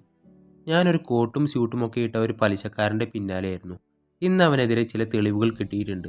അവൻ ബിസിനസ്സുകാരുടെ നഗ്ന വീഡിയോ എടുത്ത് അവരെ ബ്ലാക്ക്മെയിൽ ചെയ്യുന്നുണ്ട്. അവനെ പൂട്ടാറായി. സമയമാകുമ്പോൾ എല്ലാം വെളിച്ചത്ത് വരുമെന്ന് പറഞ്ഞ് അവൻ അവിടുന്ന് പോകുന്നു. സാങ് ഉടനെ തന്നെ ഈ വിവരം ഗില്ലിനെ വിളിച്ചു പറയും. ഗിൽ അവന് ഇൻഫോർമേഷൻ കൊടുക്കുന്നത് ആരാണെന്ന് കണ്ടുപിടിക്കാനായി പറയും. 10 കോടി വോൺ ആയിരിക്കും അതിനായി ഗിൽ അവന് വാഗ്ദാനം ചെയ്യുന്നത്. സാങ് അത് കേട്ടതും കണ്ടുപിടിക്കാമെന്ന് പറയുന്നു. ഗില്ലിൻ്റെ ആളുകൾ പാർക്കിനെ കണ്ടുപിടിക്കാനുള്ള ശ്രമത്തിലായിരിക്കും. അവരെല്ലാ മുക്കും മൂലയും അരിച്ചു പേർക്കും. അവസാനം ഒടുവിൽ പാർക്കിനെ അവരാ ഗ്രാമത്തിൽ നിന്ന് കണ്ടെത്തുകയും ചെയ്യുന്നു. ശേഷം ഗില്ലിൻ്റെ കൂട്ടത്തിലുണ്ടായിരുന്ന ഒരുത്തൻ കിമ്മിനെയും വുജിനെയും കാണാനായി എത്തും. അന്ന് ഡുയോങ് കണങ്കാല് മുറിച്ചില്ലേ ഒരുത്തൻ്റെ, അവനായിരിക്കും അത്. അവനിപ്പോൾ നന്നായിട്ടുണ്ടാകും. ഗില്ലിൻ്റെ ആളായ കാങ്ങിനെ സംബന്ധിച്ച് അവനറിയാവുന്ന കാര്യങ്ങളെല്ലാം പറഞ്ഞു കൊടുക്കും.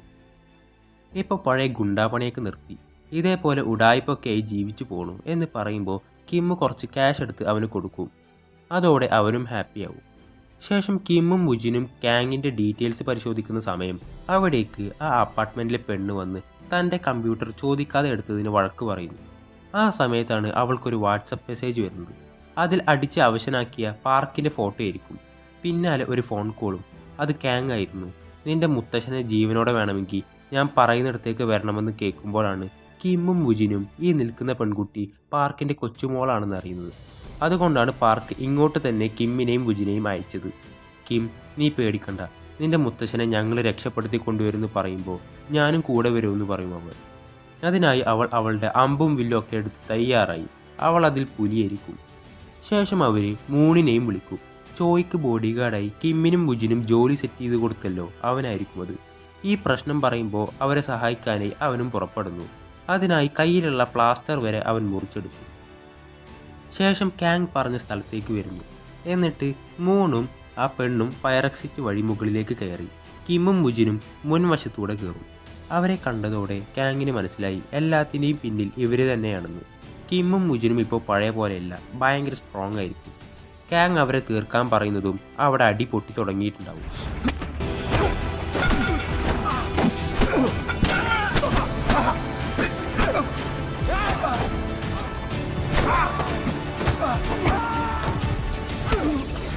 ഒരു സൈഡിൽ നിന്ന് ആ പെണ്ണും അമ്പുകൾ തൊടുത്തുവിടാനായി തുടങ്ങും. ശേഷം അവൾ അമ്പുകൾ വിട്ടുകൊണ്ടിരിക്കുന്ന സമയം വേറൊരുത്തൻ സൈഡിലൂടെ അവരെ പിടിക്കാനായി വരും.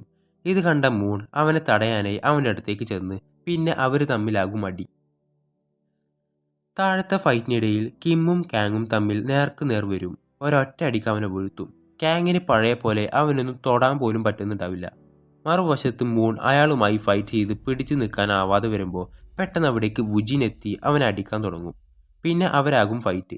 മറ്റവൻ കത്തി എടുക്കുന്ന നേരം വുജിൻ, എന്നെ തീർക്കാൻ നിനക്ക് കത്തിയുടെ ആവശ്യം അല്ലേ, അങ്ങനെയാണെങ്കിൽ എടുക്കടാ എന്ന് പറയുമ്പോൾ അവൻ കത്തി തിരികെ വെക്കും. അപ്പോൾ നിനക്ക് ആത്മാഭിമാനമുണ്ട്, വെരി ഗുഡ്. താഴെ കിം കാങ്ങിനെ അടിച്ച് ചോര തെറിപ്പിച്ചുകൊണ്ടിരിക്കുക. മേലെ വുജിൻ അയാൾക്കിട്ട് നന്നായി കൊടുക്കുന്നുമുണ്ട്. ആ പെണ്ണ് വന്ന് മൂണിനെ അവിടുന്ന് എഴുന്നേൽപ്പിക്കാനായി നോക്കും. അങ്ങനെ കാങ്ങിനിട്ട് കൊടുത്ത് അവൻ്റെ ബോധം പോയിട്ടുണ്ടാകും.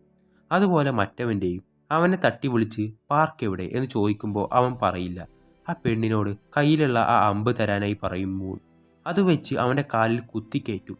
ഇതൊരു വേദനയല്ല, ശരിക്കുള്ള വേദന എന്താണെന്ന് ഞാൻ കാണിച്ചു തരാം. കാലിൽ നിന്ന് ആ അമ്പ് വലിച്ചൂരും. എന്നിട്ട് ആ പെണ്ണിൻ്റെ ചെവിയും കണ്ണും പൊത്താനായി ആവശ്യപ്പെടും. എന്നിട്ട് ആ അമ്പ് അവൻ്റെ മർമ്മസ്ഥലത്തോട്ട് തന്നെ വെക്കും. നമുക്ക് വളരെ പ്രധാനപ്പെട്ട ഒന്നാണ് ഫാമിലി. പക്ഷെ ഇവനില്ലെങ്കിൽ ഈ പറഞ്ഞ തലമുറ പോലും നിനക്കുണ്ടാവില്ല. അങ്ങനെ 3 വരെ എണ്ണി കുത്താറാവുമ്പോൾ വേണ്ട, ഞാൻ പറയാമെന്ന് പറയും. എന്നിട്ട് കാങ്ങിനെയും അവനെയും ഡിക്കിയിലിട്ട് അവർ കൊണ്ടുപോകും. കാങ്ങുള്ള വണ്ടിയുമായി മൂണിനോട് താവളത്തിലേക്ക് കൊണ്ടുപോകാൻ പറയും. പിന്നെ ആളുടെ പ്ലാസ്റ്റർ ഇട്ട കൈ കംപ്ലീറ്റായി റെഡി ആവാത്തതുകൊണ്ട് ബാക്കി ഞങ്ങൾ നോക്കിക്കൊള്ളാമെന്ന് പറയും. ഗിൽ എവിടെയാ സ്വർണം ഒളിപ്പിച്ചു വെച്ചേക്കുന്നതെന്ന് കാങ്ങിനറിയാം. കൊല്ലുക എന്നതൊഴിച്ച് എന്ത് ചെയ്താലും അവൻ്റെ വായിൽ നിന്ന് തന്നെ അത് പറയിപ്പിക്കാൻ നോക്കണം എന്ന് പറയും.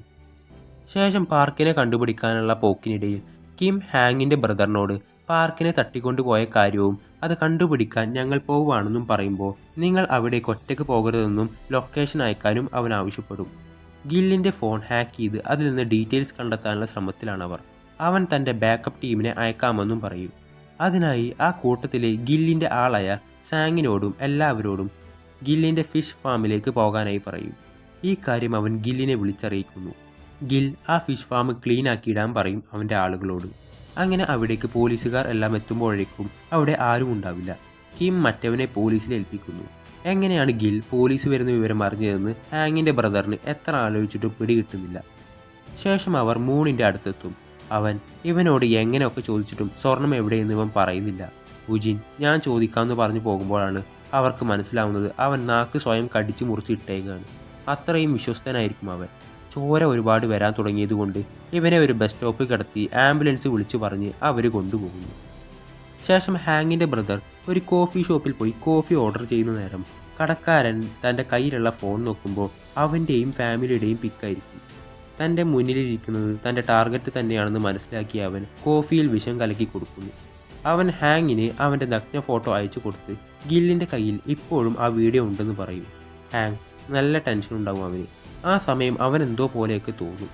അവിടുന്ന് തന്നെ അവന് മനസ്സിലാവും താൻ കഴിച്ചതിൽ വിഷമുണ്ടായിരുന്നു എന്ന്.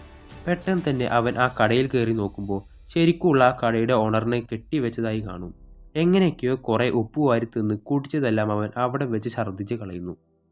ശേഷം ഗില്ലിൻ്റെ ആളുകൾ ഹാങ്ങിനെ സഹായിച്ച ആ ഡിറ്റക്റ്റീവിനെയും കൊന്നു കളയുന്നു. അതുപോലെ ആ ഹാക്കറിനെ ആ വഴിയിൽ വെച്ച് വണ്ടി ഇടിച്ച് കൊലപ്പെടുത്തുകയും ചെയ്യുന്നു. അങ്ങനെ കിമ്മും മുജിനും വീട്ടിലുള്ള സമയം ഗിൽ അവരെ വിളിക്കുന്നു. അവൻ കുറച്ച് നാൾ കാണാതായപ്പോൾ ഞാൻ കരുതി നിങ്ങൾ എന്നെ മറന്നു എന്ന്. എന്തായാലും പാർക്കിനെ ജീവനോടെ വേണമെങ്കിൽ ഫിഷ് ഫാമിലേക്ക് രാത്രി 9 മണിക്ക് വരണമെന്ന് പറയും.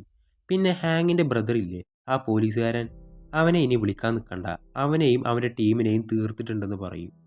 അങ്ങനെ അവർക്ക് വേറെ വഴിയില്ല എന്ന് മനസ്സിലാക്കുകയാണ്. ഒറ്റയ്ക്ക് പോവേണ്ടി വരും. ആ നേരം ഇതൊക്കെ കേട്ടോണ്ടിരുന്ന ആ പെണ്ണും കൂടെ വരുന്നുണ്ടെന്ന് പറയുന്നു. ശേഷം രാത്രി അവർ ഫാമിലേക്കെത്തി. അവിടുന്ന് ആ പെണ്ണിനോട് നീ പുറത്തുനിന്ന് നിരീക്ഷിച്ചാൽ മതിയെന്ന് പറഞ്ഞ് അവളെ വേറൊരു ഭാഗത്തേക്ക് പറഞ്ഞയക്കും. അവൾക്കൊരു അപകടവും വരണ്ടാന്ന് വെച്ചിട്ടായിരിക്കും അവരങ്ങനെ ചെയ്യുന്നത്. അങ്ങനെ ഫിഷ് ഫാമിൻ്റെ ഉള്ളിൽ മുഴുവനും ഗില്ലിൻ്റെ കൂട്ടാളികളായിരിക്കും. അവിടുന്ന് അവൻ്റെ അസിസ്റ്റൻ്റ് കൊല്ലവരെ എന്ന് പറയുന്നതും അവിടെ ഫൈറ്റ് തുടങ്ങും.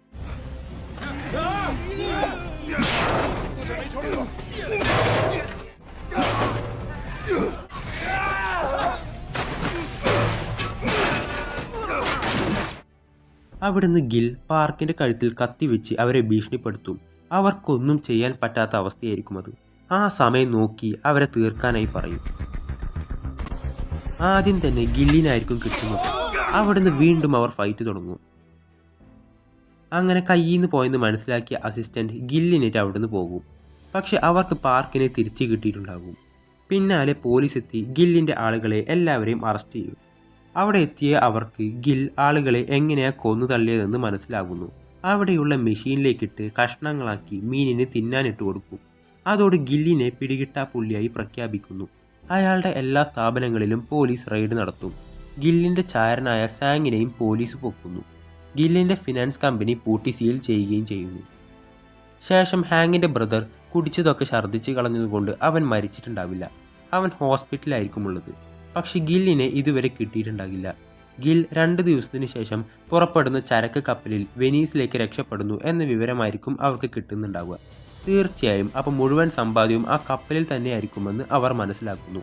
ഗിൽ കയറിയതുപോലെ ഇല്ലീഗലായി തന്നെ കയറാൻ കിമ്മും മുജിനും തീരുമാനിക്കുന്നു. അപ്പോൾ കുറേ കാശ് ഇറക്കേണ്ടി വരും. അതുകൊണ്ട് തന്നെ അതിനായി അവർ ഹാങ്ങിൻ്റെ അടുത്തോട്ട് പോകും. ഹാങ് അവർക്ക് ആവശ്യമുള്ള പണം കൊടുക്കുന്നു. പക്ഷേ ഗില്ലിൻ്റെ അടുത്തുള്ള തൻ്റെ നഗ്ന വീഡിയോ എനിക്ക് കിട്ടിയിരിക്കണമെന്ന് പറയും. അങ്ങനെ പാർക്കിനെ കണ്ട് ഞങ്ങളുടെ അവസാന പോരാട്ടം തുടങ്ങാൻ പോവുകയാണെന്ന് പറയും. ശേഷം അവർ അങ്ങനെ ആ ചരക്ക് കപ്പലിൽ കയറിക്കൂടി. ഇനി അവിടുന്ന് ഗില്ലിനെ കണ്ടുപിടിക്കണം. അവർ അന്വേഷിക്കാൻ 2 വഴിക്ക് തിരിയും. ഒടുവിൽ അവസാനം കിമ്മിൻ്റെ മുമ്പിൽ ചെന്ന് പെടും ഗില്ല്. അവിടുന്ന് അവർ തമ്മിലാകും അടി. വുജിൻ്റെ മുമ്പിൽ പെടുന്നത് കാങ് ആയിരിക്കും. ആദ്യം വുജിൻ കുറേ കിട്ടുമെങ്കിലും പിന്നീട് അവൻ തിരിച്ചടിക്കും. മറുഭാഗത്ത് കിമ്മും ഗില്ലും ഫൈറ്റ് ചെയ്യുന്നു. യാങ്ങിനെ അടിക്കുമ്പോൾ അവൻ ഷൂവിൻ്റെ മേൽ ഫിറ്റ് ചെയ്ത ആ കത്തി കൊണ്ടായിരിക്കും കിമ്മിൻ്റെ കൂടെ ഫൈറ്റ് ചെയ്യുന്നത്. അതുകൊണ്ട് കുറച്ച് പാടുപെടും അവൻ. ശേഷം വുജിൻ കാങ്ങിനെ അടിച്ച് ഒരു വിധമാക്കും.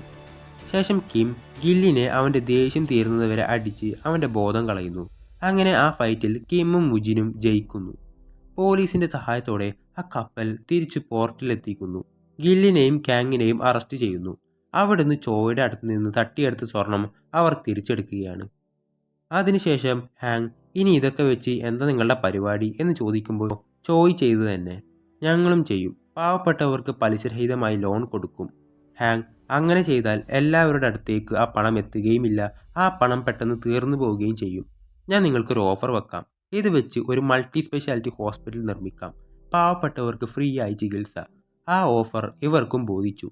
ആ ഹോസ്പിറ്റലിന് ചോയുടെ പേര് ഇടണമെന്നായിരിക്കും അവരുടെ ആഗ്രഹം. അതിൽ നിന്ന് 2 സ്വർണ്ണക്കട്ടികൾ അവർക്ക് കൊടുത്ത് നിങ്ങൾക്ക് സുഖമായി ജീവിക്കാൻ ഇതിരിക്കട്ടെ എന്ന് പറയൂ. ഇനി എന്ത് ആവശ്യമുണ്ടെങ്കിലും എന്നെ വന്ന് കണ്ടാൽ മതി എന്ന് പറയൂ. അതിനുശേഷം കിമ്മും മുജിനും അവൻ്റെ അമ്മയെ കാണാൻ അനാഥാലയത്തിലേക്ക് ചെല്ലും. അമ്മ അവിടെ വളരെ ഹാപ്പി ആയിരിക്കും. അങ്ങനെ ഇനി അങ്ങോട്ടുള്ള അവരുടെ ഹാപ്പി ലൈഫ് കാണിച്ചുകൊണ്ടാണ് ഈ സീരീസ് ഇവിടെ അവസാനിക്കുന്നത്. അപ്പോൾ ഈ സീരീസ് നിങ്ങൾക്ക് ഇഷ്ടപ്പെട്ടിട്ടുണ്ടെങ്കിൽ ദയവായി ലൈക്ക് ചെയ്യുക, ഷെയർ ചെയ്യുക, സബ്സ്ക്രൈബ് ചെയ്യുക.